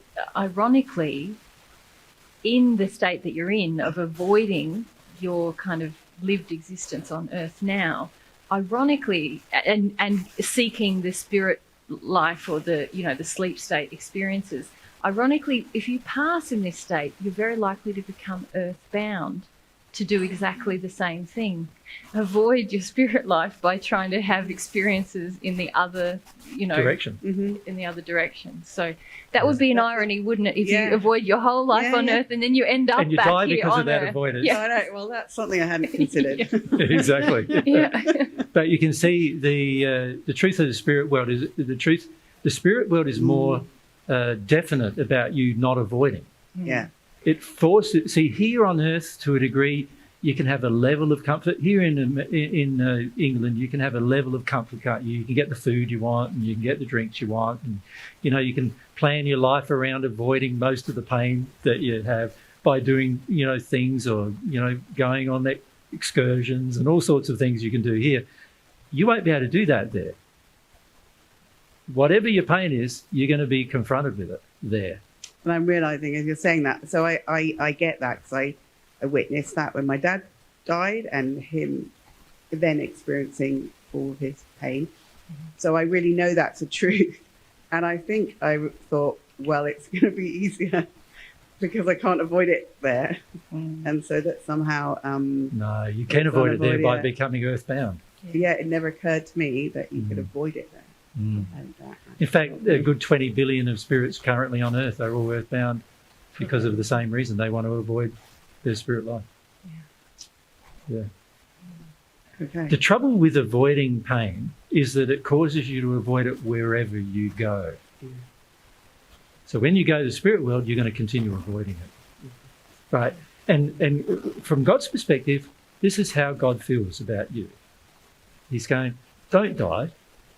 Deal with this problem of changing why you're in pain before you die. Right? Because if you don't deal with it here, it's going to be harder for you to deal with it there. Not only that, you're going to experience the pain of a different environment on top of it being hard. You follow? Yeah. An environment that you can't escape. You can't go to the beach when you want to. You can't go, to the movies when you want to. You can't watch telly to zone out when you want to. You can't go and have a coffee or tea you can't do those things because you're going to be really focused on the pain and trying to avoid it. That's all you'll be focused on doing. In fact, if you're not careful when you pass, it will become a frenzy to avoid the pain. It becomes a frenzy for many, and that's why they become earthbound for many years. It's sort of like at the moment you're your sleeping hours are like a drug in a way, aren't they? Yeah. They're a drug trying to help you. You're trying to They're an acceptable drug. medicate yourself with this sort of stuff to avoid what's happening in your awake state. But the thing about pain is that the more you avoid it, it just increases, and also you Increases develop your fear of it too, by the way. Yes, you develop these habits and beliefs that you continually telling yourself, I can't deal with my pain, it's too much to deal with, there'll never be a good outcome if I deal with pain. Yeah. But as soon as you start dealing with your pain, even if it's not all gone, your life starts to get better. Your life on earth starts to get better. So you've got a lot of happy life potential on earth, And also your spirit life will be much happier if you deal with it now. Yeah. Way more happy. Way happier. Okay. Yeah. We've seen many people do this avoidance here only to experience extreme pain there. Yeah. Yep. Okay. Yeah. And it's not the kind of pain there you can get out of as easy. Noted. Yeah. Yeah. Yeah, we've had friends who have died from cancer, for example, and they're in more pain now than they've ever been on earth. And they died a painful death, but they're still in more pain than they had on earth because they're still avoiding the emotions that caused the problem. And so, yeah, this is a truth about the spirit world that most people ignore and almost all New Age circles deny as well. And this is why a lot of people are attracted to New Age beliefs, because it helps them either, I've got pain here, or go there and I won't have pain anymore. Yeah. The majority of people, when they pass in the spirit world, that's the time that's the most painful. Thank you. So you're better off dealing with your pain here than there. And not getting stuck. Sorry? Yeah, and Not getting stuck here. Yeah. That's right. Yeah. That's right. Yeah. Yeah. Yeah. So I don't have any problem with you having a nice experience when you're asleep. That's all good. No problem with that. But the purpose of it is And- not in harmony with God's principles. Yeah. Thank you. Yep. That's really helpful. What you might find is the more you decide to deal with your life on earth, the less exciting your sleep state will be, Yeah. less, but your life on earth will get better. And Yeah. so, Yeah. And not only that, you're learning lessons while you're here about desire, dealing with pain, that you can handle it, that you can deal with anything. You'll have more confidence in yourself as a result. You'll have more confidence about making decisions in life. You won't be driven by as much fear. And all of these things will benefit your spirit life. So this is why God wants you to learn it here rather than there. And you're obviously very mediumistic. Yep. Like this is Obviously. part of being quite mediumistic is having this ability. And I don't know about you, but sometimes when I'm denying stuff in my life, my dreams, I wake up exhausted because Yeah. it's been a big night, you know. I mean, it's Like- hours and hours of Yes, eventful, yeah, Yeah. lots of stuff going on and Yeah. lots of things to So look don't at. wake up rested. You, No. you don't wake up rested, No. and then it's harder to get through. So in this cycle of like, oh, can I get to sleep? Oh, but sleep isn't restful, and now I've got to do life, and I don't want to deal with life, so I'll go back to sleep. And so, actually, yeah, you can turn this thing around and use your powers for good, mediumistic powers for good. For your own sake. Yeah, in your First. awake state. Yeah, Yeah. Makes sense, Andrew. Thank you. Good choice again. Mary's pick. Who we got? Let's go back to is it Sarah, Hannah. Yes, you. Yep. Laura. Knew it ended in an R. Yeah. Oh, okay. Feel a little bit fear, but over the last couple of days, when I've been attending these talks, I've come to an awareness that when I engage with people, I don't have a sincere desire to love them.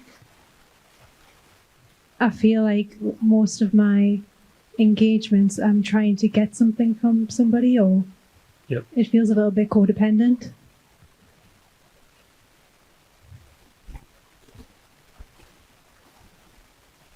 And so last night I was trying to feel what principles might be engaging in that, and I feel like it could be something to do with not feeling like I've got anything to give. So Yeah, you could say, couldn't you, that so It's really about a love principle, isn't it? Basically. Well, there's a number of principles involved, isn't there? But let's look firstly. So I'll just write Laura, is it? Yeah. Laura.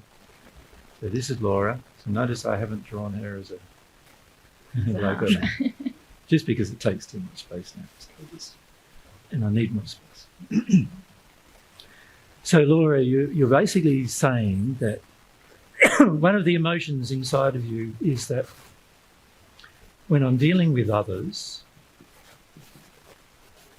I'm basically looking for things from them rather than giving things to them. Now, you can see that there might be a number of reasons why you want things from people. Firstly, it could be what you said, couldn't it? Which is the thing you'd like it to be. Yeah. Can I say? We usually Which is? start with the thing we like it to be. Mhm. Yeah. Low self-worth. No self-love. Yeah. Yeah. Now, how does no self-love, according to your assessment, cause you to not be interested in other people? For me, it feels like I've got nothing to give. It feels like a fear that I've got nothing to provide somebody else with. So nothing to give. Yeah. Why do you feel that there's nothing to give? Keep going. What was demanded of you in your childhood?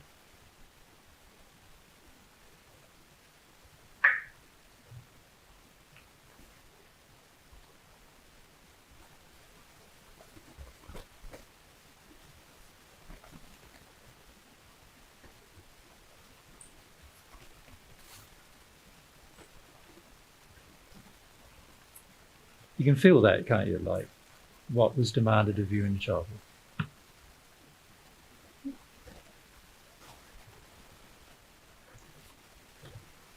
You want me to speak for you? Because I can feel what you feel. So. But it's sometimes good for a person to say things, huh? It's all right, yeah. Can you feel the pain of that? It's like, there was a lot demanded from you in childhood, right? So the reason why you feel there's nothing to give is not because you have low self-worth. It's because you were demanded from in your childhood.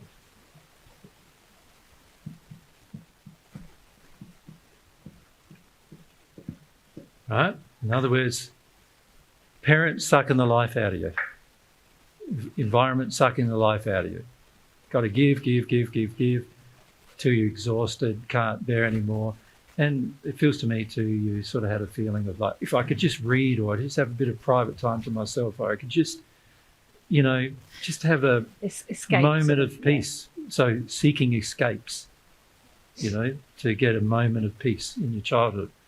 So you're saying it's no self-love, but I'm saying it's because of the demands from childhood, you feel you have nothing to give. And that's not related to self-love, actually. That's related to the fact you're now angry about that. So I'm very angry. You get angry about the demand, right? The demand from a childhood gets you to feel like, I don't want to give anymore. I am sick of giving to people. I don't want to be in this position where people are demanding, and of course the attraction is going to be more and more people demand things from you. Yeah. Right, any person, and so you end up sort of almost being a recluse. Yeah, like you shut yourself down and try to stay away from people and try to be alone a lot, and just to get some peace, just to get some feeling of control over the fact that there was all this demanded from you. And you also tend in this state to not want more friendships. I don't want more relation. I don't want more, because every time I get another friendship or something, I feel like, I've got to give more. And I don't want to give anymore. So and unfortunately, because of the way the law of attraction works, which is fortunate in a way, every person you interact with is going to demand more from you. Okay. So because it's there to trigger the feeling you have, so you feel the grief, right? So that's the attraction is going to be there. But you're in an angry state. Now, in an angry state, it's like, I am sick of this. I do not want to do this anymore. So in an angry state, what is the person going to choose to do? It's like, I don't want to be interested in you. I don't want to listen to you. I don't want to have to hear your life, and I don't want to have to hear what problems you face, and I don't want to have to. I just want to be left alone. Leave me the F alone. Or if we're interacting, you give me something. Yeah. Yeah. Does that make sense? Yep. Now, if we look at the principles now, in terms of how to solve the problem, can you see it starts with a lack of humility about this? You're not letting yourself grieve that this was your childhood. You can see even me just saying it to you caused grief to come up, right? And yet, so the grief is right there. It's right there. It's like you're so close to it. And yet the angry is sort of keeping your grief under control because you don't want to feel this from your childhood. Now, if you go through this, which is really a point of humility, you have to face, you have to be humble enough to go through that. And then in the pace of that, you're going to also have to face the truth that that is true. That is what happened to you. You follow? Nobody in your life is telling you that. Yeah. Like everybody in your life saying, give me more, give me more, give me more. Nobody's going, you've been demanded of a lot, haven't you? Right? Nobody is, I'm probably the first person who said it to you, right? Mm-hmm. Yeah. And so you have to face the truth. And this is where it's handy with God, you see. If you had a conscience open, God should say, Laura, your childhood was bad. And see, unfortunately on earth, a lot of people go, well, it wasn't that bad. You know, like there was no major thing that went on and there was no major abuse or there wasn't any major thing. But the trouble is when a child has been sucked from and drawn from emotionally all of their childhood, there is some pretty severe damage that causes the child. And in particular, there's this feeling of exhaustion that develops in the child without the ability to grieve it, right? Because the persons around you don't want you to grieve it. If you grieved it, you'd want to stop doing it, and they don't want you to stop doing it. So they want you to not grieve it either. And so the demand in your childhood gets to an adult. When you've got an adult and you can become an adult and you can make some choices, you can go, you beauty, now I'm an adult. I can divorce everybody from my life as much as possible now. I've got some level of control. As long as I have a job, of course they're sucking from me too, but as long as I have a job and do the least amount I can do to have a private, personal, like reclusive life, right, then I can control this feeling. Okay.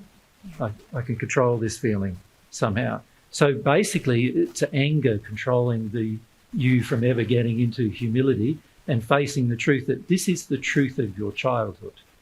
Now, if that grief of being demanded from all your childhood is let go, right, then you'll no longer be angry. Now, what does that mean? That to you, that means if somebody comes along and starts sucking from me just like they did in my childhood, I'll go back and do the same thing again. That's what it means to you. In other words, you don't see any point letting go of your anger. You feel your anger with the whole thing is protective. You feel you're protecting yourself from ever having this happen to you again. You follow? I think so. Yeah. Sorry. So your anger, not only you think is helping you now, but you also think it's helping you for your future. And this is why there's no interest in other people, why you feel that you don't really care. So it's very good that you had that awareness over the last few days. Very good, because it's helping you see, I am being unloving to other people. So this is very good to see by keeping them all away from me as much as I possibly can, you know. And this then causes you to ask a question, why do I do that? You know, and you started focusing, interestingly, on no love of self, which is really a diversion from the reality of your childhood. Because, and this is something that we see a lot of people do. Something happened in their childhood that's bad. It feels very sad, feels a lot of sorrow inside of a person because of that thing. So what they would rather do than feel the sorrow is create another reason why they're sad. And in this case, you're saying you lack love of self, right? Now, it's not the lack of love of self that is the problem that caused this problem. It's the lack of love of you from others that caused this problem. It was completely the opposite thing that caused this problem. Now, of course, in the way you're dealing with it, there is a lack of love of self. Because obviously, if you keep staying angry, this feeling will stay inside of you. You'll become more and more of a recluse driven by the anger.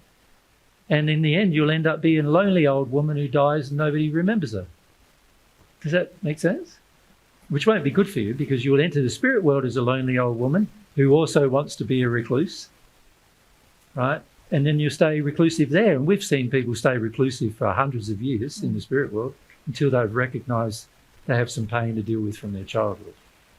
Yeah, with this this grief that you're holding on to, Laura, it really shuts your heart down from love, which is why it shuts you down from receiving love, because your association in childhood with being loved. being quote unquote loved is really being demanded from. And so you sort of shut off from people loving you, but then as you can feel, you also shut off from loving others as well. Yeah, so your definition of love from your childhood is, if I love someone, they would take from me. And I must give. I must give.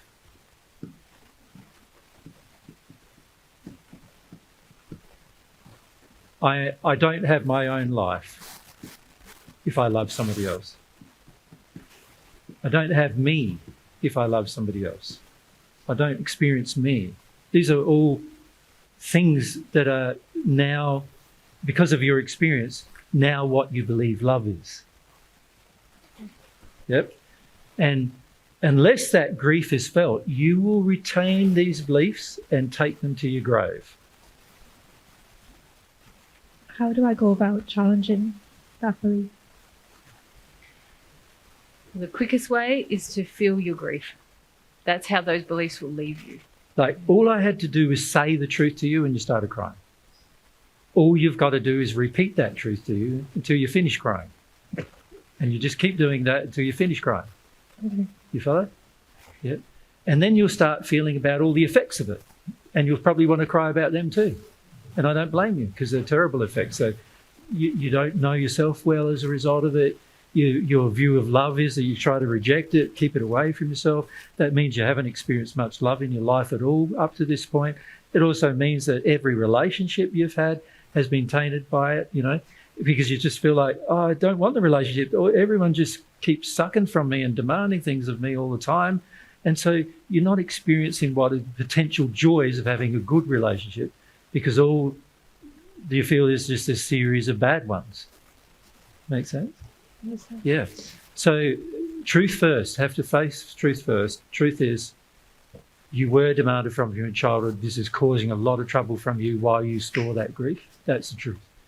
And if you can feel that grief, be humble to it. So this is about, pray to God to recognise the truth every day. People have been taken from me all my life. This is how has it harmed me? How has it affected me? And then be humble enough to feel what God tells you about it, feel about what is said.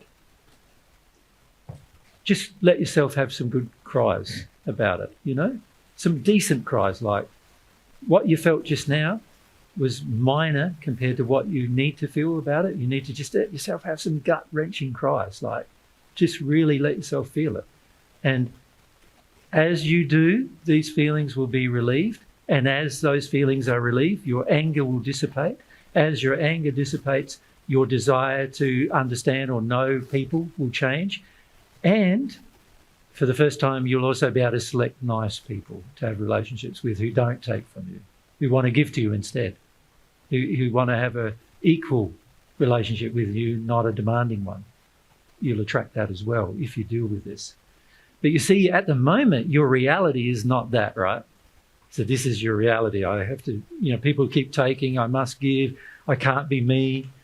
This is the reality that you have come to believe is true because this happened to you in your childhood. Yeah? Okay. Thank you for that.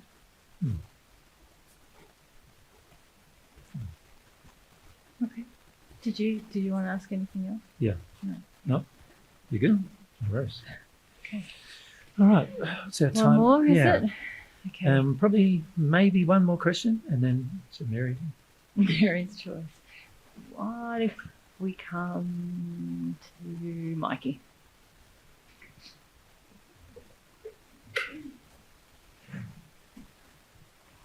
Just going to quickly grab some notes that I've made. My question was about, the question itself is, if we're so corrupted by selfishness, how do we transition to obeying law without selfish desire being the motivation? And I had a few thoughts about it, and I ran them through a couple of the principles, just briefly looking last night. So a couple of the thoughts I had were, and you talked about these yesterday, but I still feel stubborn about this. So I feel like you gave a lot of information about it, but I still was like, I'm not sure about this. You talked about spiritual beliefs that we have. So within the principles of spiritual beliefs, or the spiritual principles encompassing selfishness, like hierarchical principles. Yeah. So some of these are incorrect. Wanting superiority, for example, and not equality. The idea that Let's go back to the original problem, can we, before you read the rest off? Because it's very good analysis. It is very good. I want to just step by step through it a bit. Yeah, of course. For the sake of our audience keeping up with you. Sometimes wanting to go a bit quick. Because you're already a long way ahead. Well, and you had a good think about it, so then you've had a good think about it, which is great, and we want to just share a bit with you about it. Cool. So you're raising the issue of, if I am selfish, and as you correctly say, if I am selfish, so I should have first put your name on board, maybe like I did with Laura, which is Mikey. Spelt Key. All right, so if I am selfish, then you can see my motivation to do most things is going to be selfish.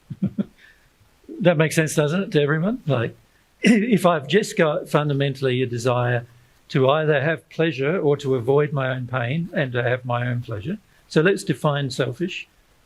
I want pleasure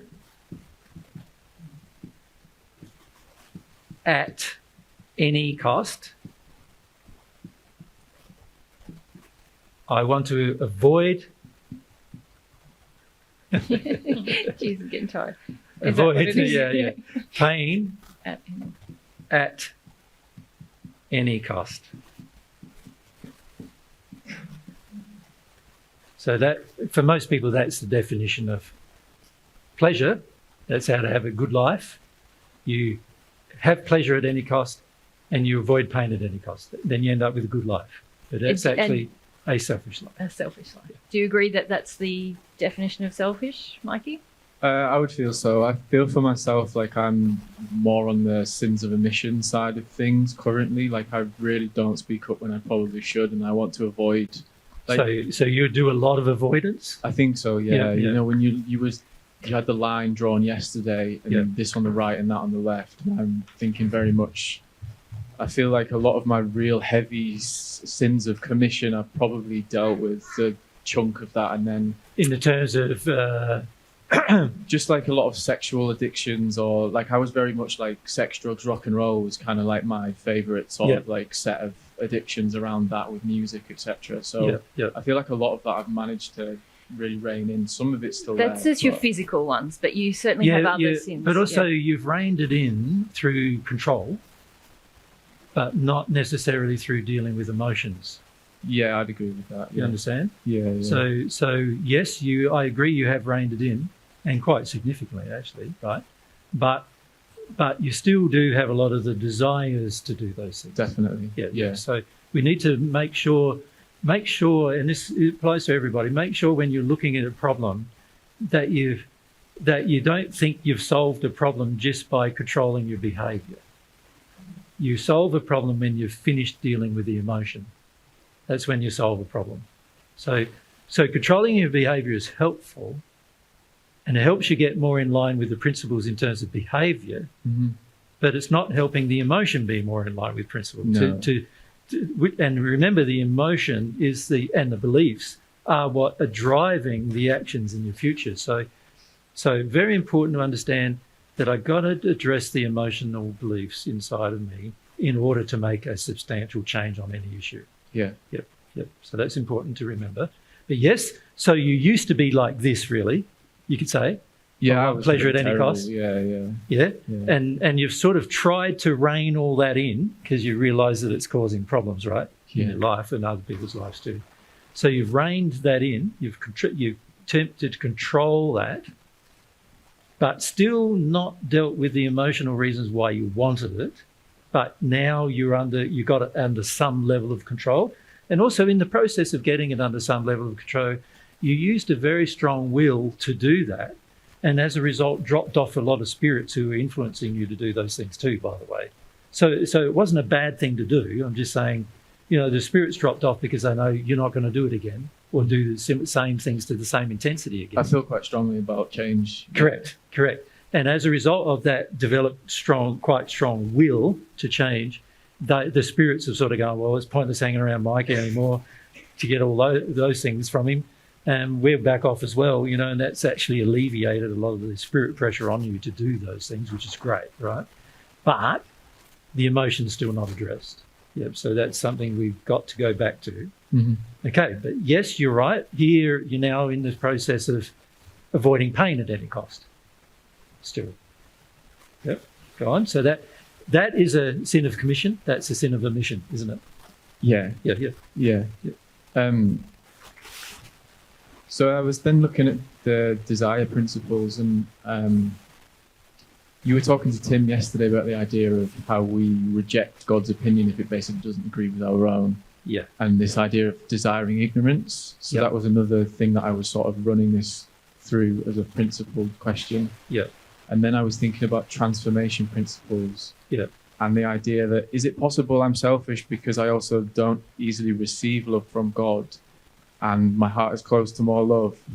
Would it be possible that through not feeling what love feels like, I'm then not able to understand how to give love in a selfless way? Yeah, not only possible, very probable, right? If you think about it, because obviously if you've never experienced love, you're going to end up with an addiction to experience other things in place of love. And this is where most people enter their addictions. It's sort of like, I want my addiction because the real thing's not working. I've never had the real thing. And so you then start going, I never had the real thing. So what I really need is a substitute for the real thing. Which is instinctual, right? Because I was then thinking like... if it was instinctual, there wouldn't be laws governing sin about it. I meant instinctual as in our conditioning. It's not from self-awareness. It's like an instinct of, I want to avoid pain as this is what I've been taught to do. Yeah, no, I wouldn't call it instinctual. Okay. In fact, by calling it instinctual, you're saying really that God put in you an instinct to do this, and that's not true. I didn't mean like from God's... I see what you're saying. I agree with that. But I know what you mean. And what we're picking up on in you is that there's this emotion in you about avoiding personal responsibility for the things that you are choosing to do in addiction. Okay. Yeah. And that's not instinctual. No. God never placed your what's it called? Predilection? Is that the right word? Predilection. Predilection. Which means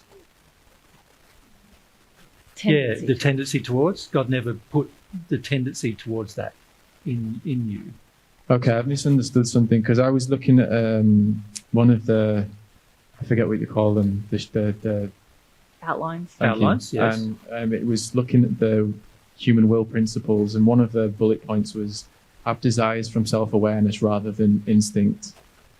Yes. Yes, you do.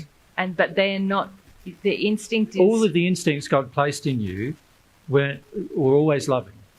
And so you're saying, instinct means that I have this instinct to avoid pain. No. I was thinking of it as like an additional instinct to just be in that kind of...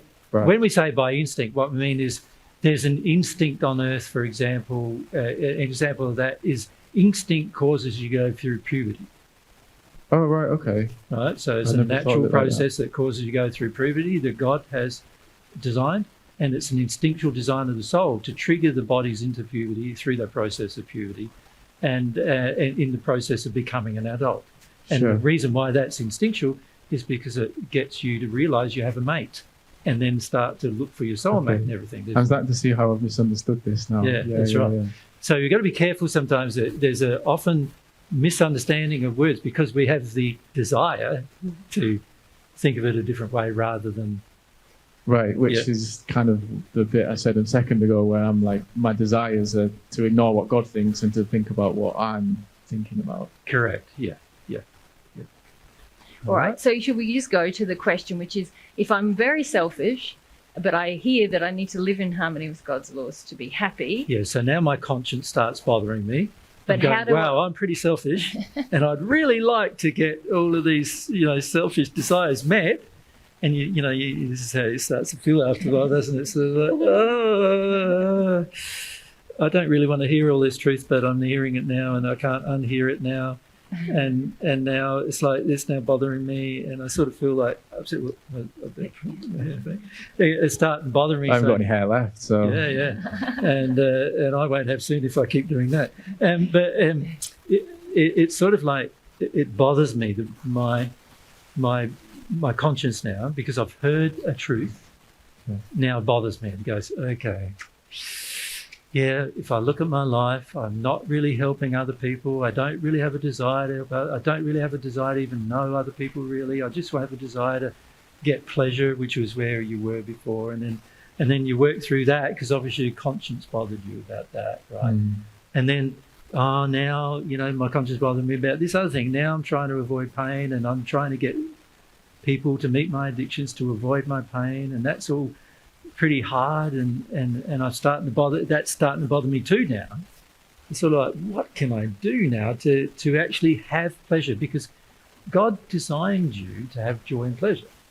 He did. And God designed you to also feel pain, by the way.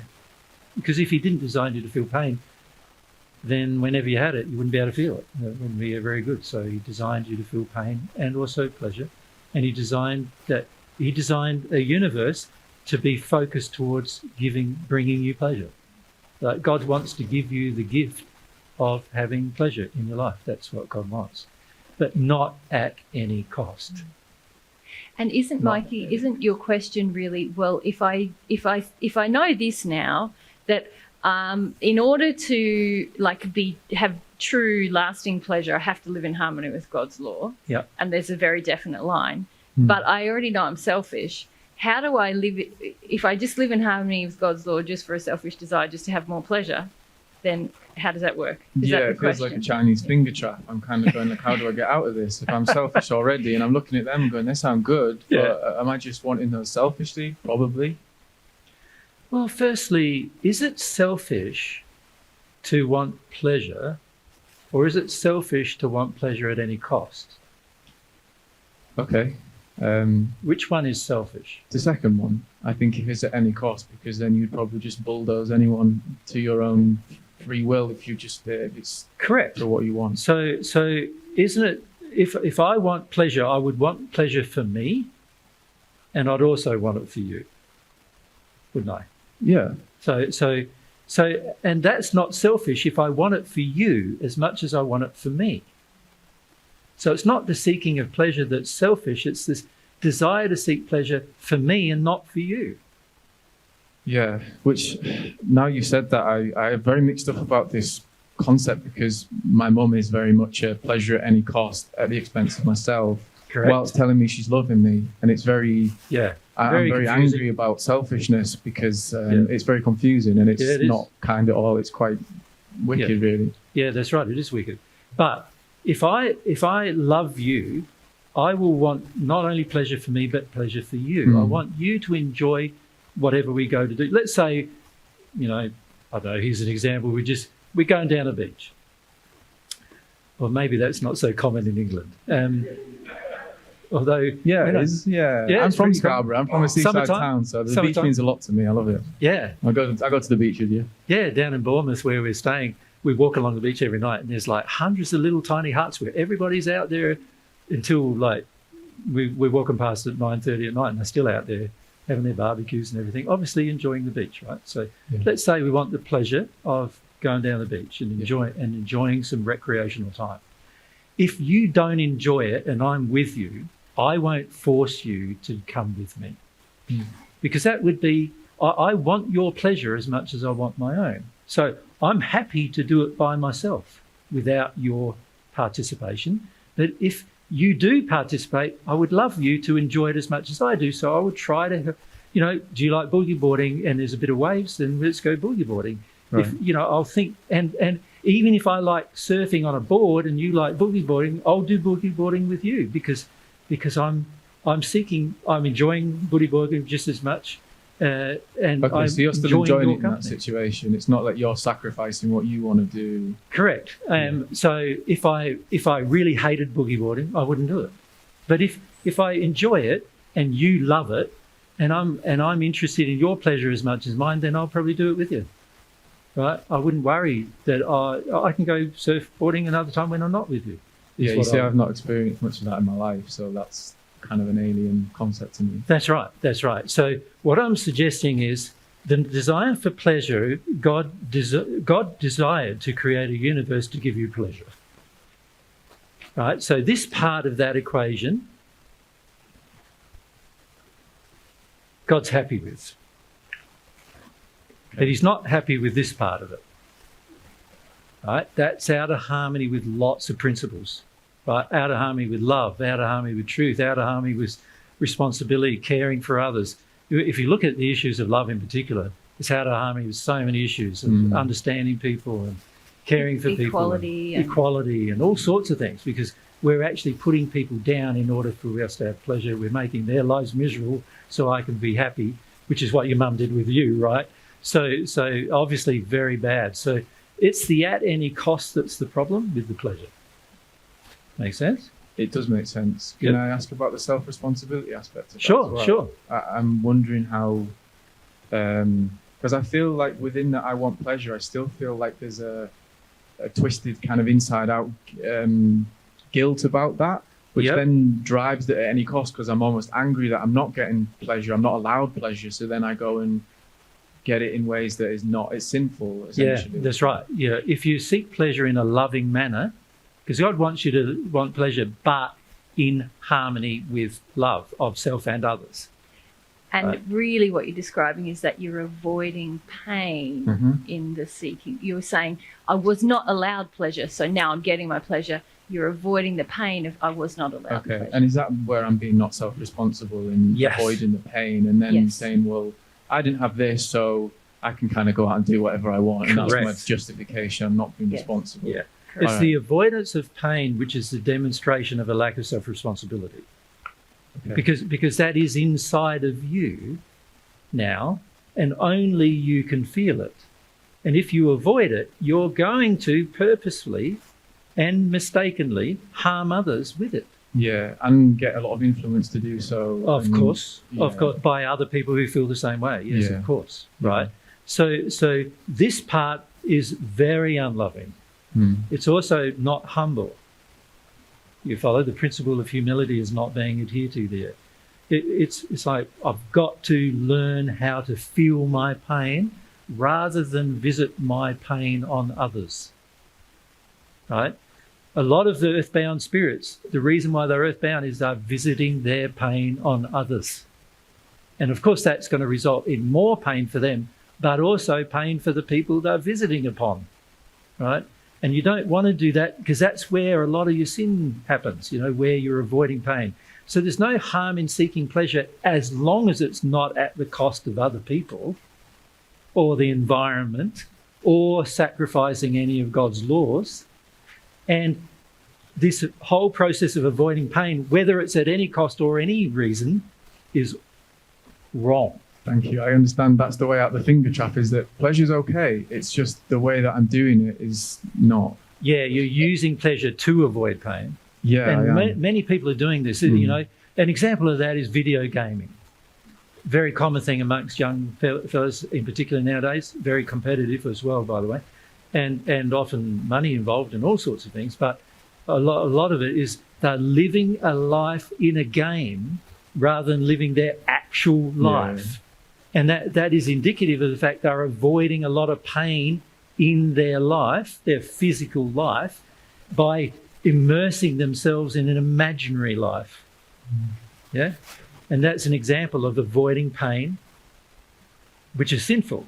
So most video gaming is sinful because most people are doing it for that reason.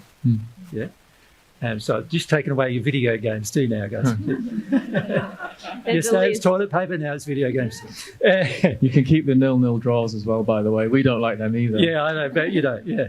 But it's funny that you'll watch them for 90 minutes. Anyway, that's a different matter. So yes, it's and in fact, even the games, I must say, and I joke about it, but the fact is that men like to just watch a spectacle in order to avoid their pain. That's why most men are there. They're avoiding pain with their fathers, right? In particular, competition with other males.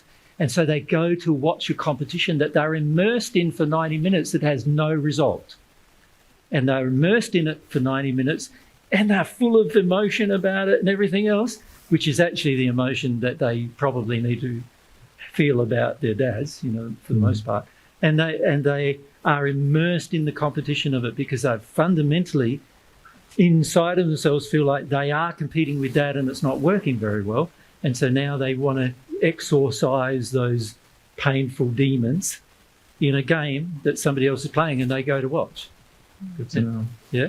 So it's an example of avoiding pain when you go to something that is basically a fundamental, like if there was a result, there'd at least be a reason for being there.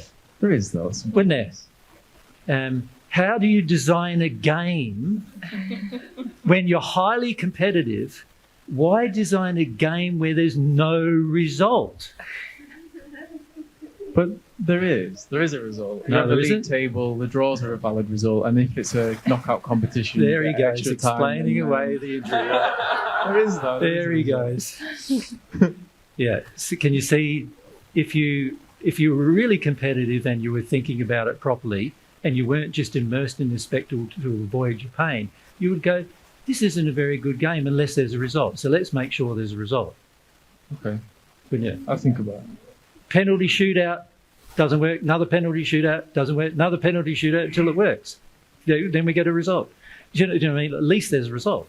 And a person who's just watching the spectacle to avoid pain doesn't care if there's a result, actually. Doesn't actually care. Because inside of themselves, they're just there for the spectacle. They're there to avoid their pain. And this is why you see the whole grandstands of men avoiding their pain. And when there's a 0-0 draw, half of them want to riot. Or when there's a referee indecision, half of them want to riot, you know, because there's so much pain, so much feelings of competitions with their dads that haven't been dealt and addressed with. And so they like that. And this is why a lot of sports on earth are brutal. Like, you know, you look at American gridiron or something, or Australian rules football or other things like that.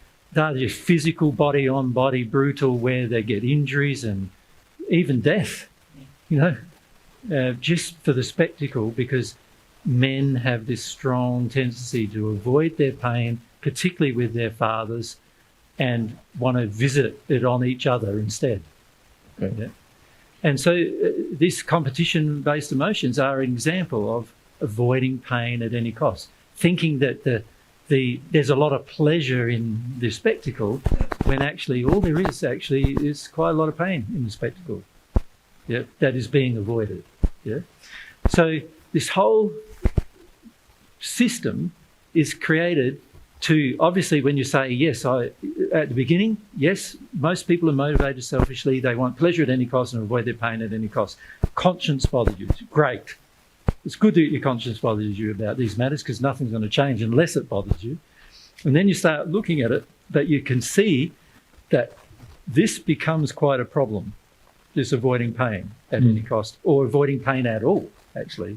becomes a big problem, because that's going to cause you to do things out of harmony with love and act in anger about a lot of things. Act in anger whenever your pain is triggered.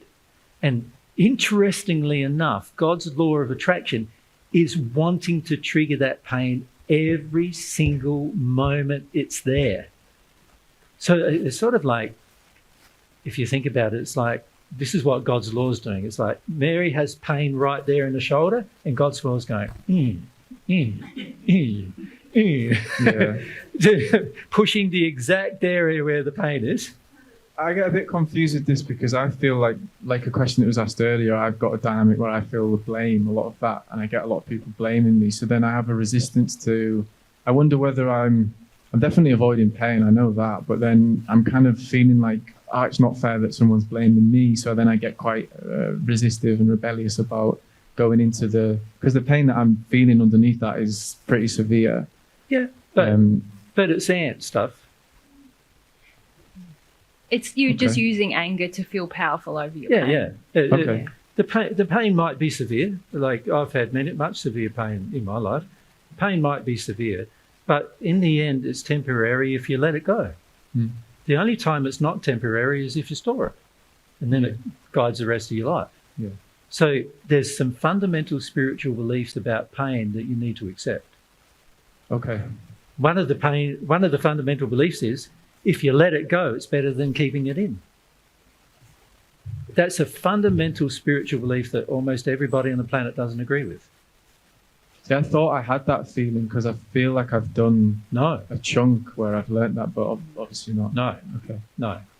No, there's the intellectual acknowledgement that may be true, but no emotional shift.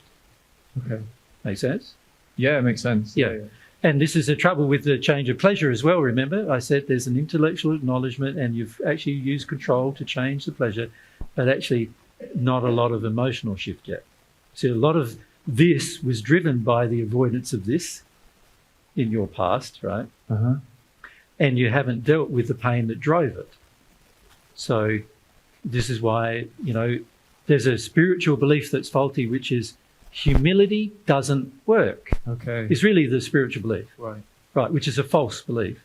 Humility does work, and in fact, as I said to you yesterday, humility is a large part of God's way. Very large part of God's way. If you can learn how to be humble, you can learn a lot of things from being humble, including absorb truths from God and also receive love from people and from God because you're humble. But humility is a spiritual belief that needs to be in my heart and not just in my head, not just in my thoughts. Sure. It has to turn into a feeling that I love humility because it works and it's good for me and it's good for everybody. Yeah, you're right. I don't feel that yet. Yeah. I feel like I love truth, but not humility. Correct. I agree with the statement that you love truth, but you don't love truth about humility. Right, okay. And remember I said at the beginning, you have to have faith in God's truth about humility. Okay. Yeah, right, dude. And you don't have that. Cool. So I agree you love some truth, but not the truth about humility. No, because I can get quite self-righteous and angry about truth at times, and I can weaponize it and be quite whatever. And I see that is really unloving and can really be off-putting for people with truth, and I'm very aware of that. And this is one way a lot of people damage divine truth. Right, yeah. By hearing the God's truth and then weaponizing it. And it sounds like a religion then, and it's not. Yeah, that's right. That's right. And it's because of a lack of humility. You see, unless you make that fundamental change, and remember I said the change was have faith in God's truth about humility. And God's truth about humility is it's good for you. Right. It's great for you. It's great for everybody. It's a great way to solve the world's problems, actually. Yeah. Because if all of us own our own pain and take responsibility for our own pain, then I'm not going to visit my pain on you, and you won't visit your pain on me. Isn't that wonderful? It means that I'm only responsible for my own, and I'm not bearing the consequence of yours. Because you're responsible for yours and you're not bearing the consequence of mine because I'm responsible for mine, right? This is very fair that I should be responsible for my pain and you should be responsible for yours. And having faith in God's truth about humility is going to get you over these problems of selfishness as well. Excellent, thank you. Yeah, because the more humble you become, the more you become equal with others. And you go, Emma's pain is just as important for me to avoid creating Emma's pain as it is for me to avoid to feel and release my own pain so I don't create any more pain for me. It's just as important for me to do it for Emma as it is for me to do it for me. And so I'm no longer selfish because I have, remember, you could say the antidote to selfishness is equality, right? Isn't it? I'm interested in your pleasure as much as mine. I'm interested in being responsible for my pain so I don't visit on you. I don't want to cause you extra pain. And that's equality is one of the spiritual principles. It's a principle of love, one of the primary ones about love, equality, right? So you can see I've got faith, a spiritual quality. I need faith in God's truth, another spiritual quality, that my emotions, going through being humble to my emotions works, humble, another spiritual quality. Part of self-responsibility. And I'm self-responsible, another spiritual quality. I'm self-responsible for my own pain. So it's one thing to say, Mum and Dad caused it. It's another thing to go, well, it's too bad now. Mum and Dad caused it. It's in me now and I'm carrying it. Do you want it in you or out of you? It makes a lot of sense to go, I want it out of me. Stuck on that. Yeah. So of course it makes sense that humility is the key to that, right? So spiritual quality, humility. And then I've got self-responsibility, as Mary pointed out, spiritual quality, great spiritual quality to develop. So you can see how many spiritual qualities are involved in the problem. And you think about the rest of our day today so far, pretty much everything we've discussed, a spiritual quality was involved in the problem. Lack of self-love, lack of truth, lack of humility, lack of faith, all spiritual qualities involved in the problem. And this is why I've said from yesterday, remember, I want to focus you on the spiritual qualities, the spiritual principles, because once you start grasping them, they will give you great motivation to change. Once you get them in your heart, there'll be great motivation to change. Make sense?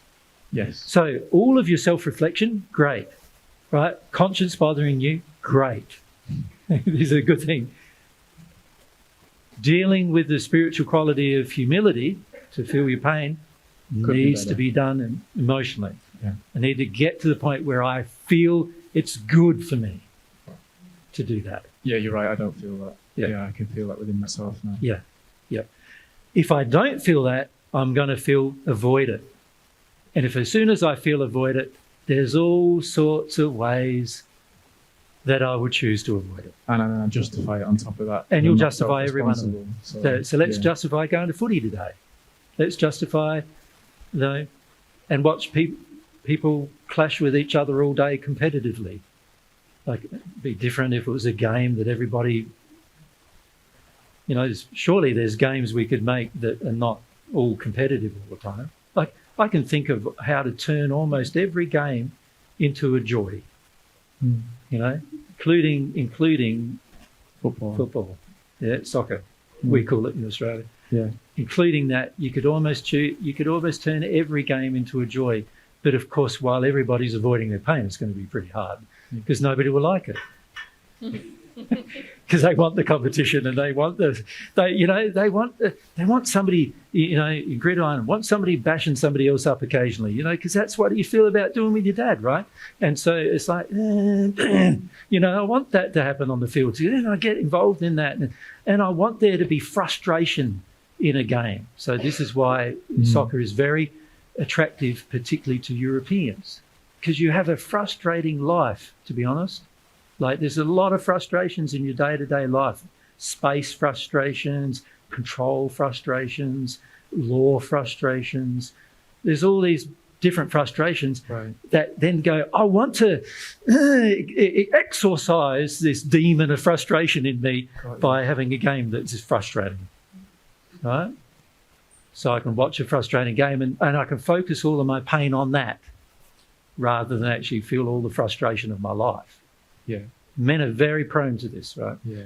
And so it's mostly men, of course, that are attracted to these kind of things.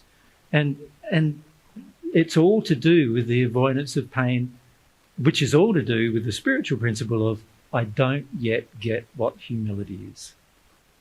I don't understand it yet. So the way to fix that is be honest with yourself and go, I don't get it yet. Do I want to get it? Now, obviously, to get it, you're going to have to want to get it first. And then it's like, pray to God for more love. Pray to God to understand why humility is good. Pray to God about getting why it's such a good thing for your life and also for everybody else's life. And the more you do that, the more inspiration you'll receive, the more direction from your guide you'll receive, the more experience in life you'll get, and you'll go, oh, yeah, I see, there's that person avoiding humility, and look what happened there. And there's that person over there avoiding humility, and look at the bad thing they did. And, oh, here's me avoiding humility, and look what I went and did, you know? And then you go, oh, if I was just more humble, that problem wouldn't exist, right? And then in your heart, you'll start feeling humility, really good for everybody, including me. So most of us, we think humility good for everyone else. Yeah. Truth good for everyone else. Faith good, everyone else. Love good, oh yeah, you all should love me. Thank you. But we don't think it's the rules apply to me. Yeah. And mostly because of pain. The avoidance of pain and our fear of pain is causing almost every single problem that exists on earth right at this moment. So I imagine the emotional terror is a big driver of that as well. That's right. Terror of emotion, afraid to feel emotion, afraid to look funny feeling emotion, afraid to show emotion to anybody, afraid to, not have control of emotion, afraid that if you have emotion that you'll do something wild or stupid or bad or so dark that you end up in jail. There's so much terror of emotion. Of course, any of those things might happen if you try to avoid your emotion, and they do happen all the time. But when you truly desire to feel your emotion, none of those things will happen. Even for many of you guys, you've been involved in avoiding emotion through taking of drugs and all these other things, which also can cause things like schizophrenia and psychotic episodes and all sorts of other things. None of those things will happen either because you can handle yourself. Yeah, I get a lot of those types of psychotic episodes or whatever, Yep. cannabis or whatever it's been. Yeah. Yep. And you won't feel drawn to any drug as a result because you can handle yourself. You can deal with all your feelings. And also, as you deal with them and release them, you'll be happier anyway and you'll have less of them. You'll have less unhappiness and unhappy emotions. And then I'll be motivated probably more to keep obeying the law. That's right. And you'll also be motivated to seek pleasure, but not at any cost. And you'll seek pleasure for everybody. You won't just want to create your own pleasure. You want to create pleasure for other people. So, you'll start taking actions in your life, doing work in your life that actually benefits other people, not just you. Yeah. You'll do all of that as well. It'll be a natural consequence if you do this. And that's the beauty of God's truth, is that God wants us to enjoy our life, but not at the sacrifice of others and not at the sacrifice of the environment, which is going on terribly at the moment in all society, not at the sacrifice of dealing with your feelings, not at the sacrifice of other people's feelings. He wants you to have pleasure, but in a loving manner is the criteria, is the law's demand, And if you can see that and you start feeling that, then you even feel it so much that that's what you want to do, then of course your life will change and the people around you will change. And also a lot more people will like you as well. And eventually they might not like you right at the beginning, but they'll like you eventually because they'll be motivated. Like I've been attacked over and over again for, lots and lots of years. But a lot of people who attack me have a grudging respect because I've been consistent the whole time, been loving with them the whole time. And so they have a grudging respect of it as well. Do you know what I mean? So even if they don't like me very much, they still respect me to a degree. Yeah. Yeah. And because I do practice what I preach, and I also, however I continually help others without requiring anything in return. And I imagine you respect yourself as well in that. Of course. Of course. I know that I'm doing the right thing. God's telling me I'm doing the right thing. God's happy with me. That's all I need. Yeah. That's all I need to know, is that he's happy because I'm following his principles, but also because he's happy that I'm happy. Yeah. Thanks very much, both of you. That was very helpful. Yeah. All right. Well, that's the end of our day today. Hopefully you've learnt something from today. Yep.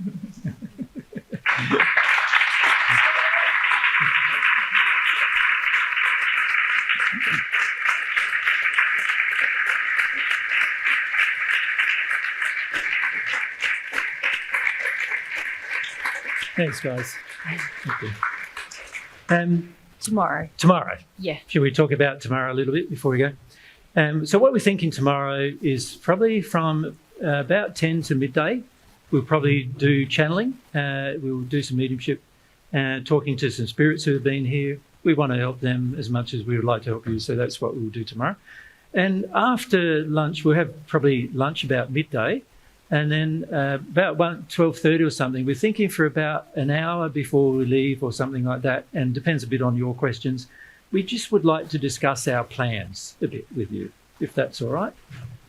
And as long as you're interested in that. And if you don't want to know what our plans are, do all of you want to know our plans, or just some of you? Because you can leave if you don't want to know. That's all good. Some of you heard it last time. Some of you heard some things last week. Of course, every discussion we have, we usually share different things. But if you don't want to be there for that, then feel free to leave.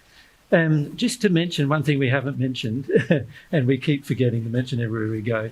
If you want to donate to our effort, they're on our website. It's just donate.divinetruth.com. And I know some of you have already donated. Some of you have already done that, so thank you very much for that.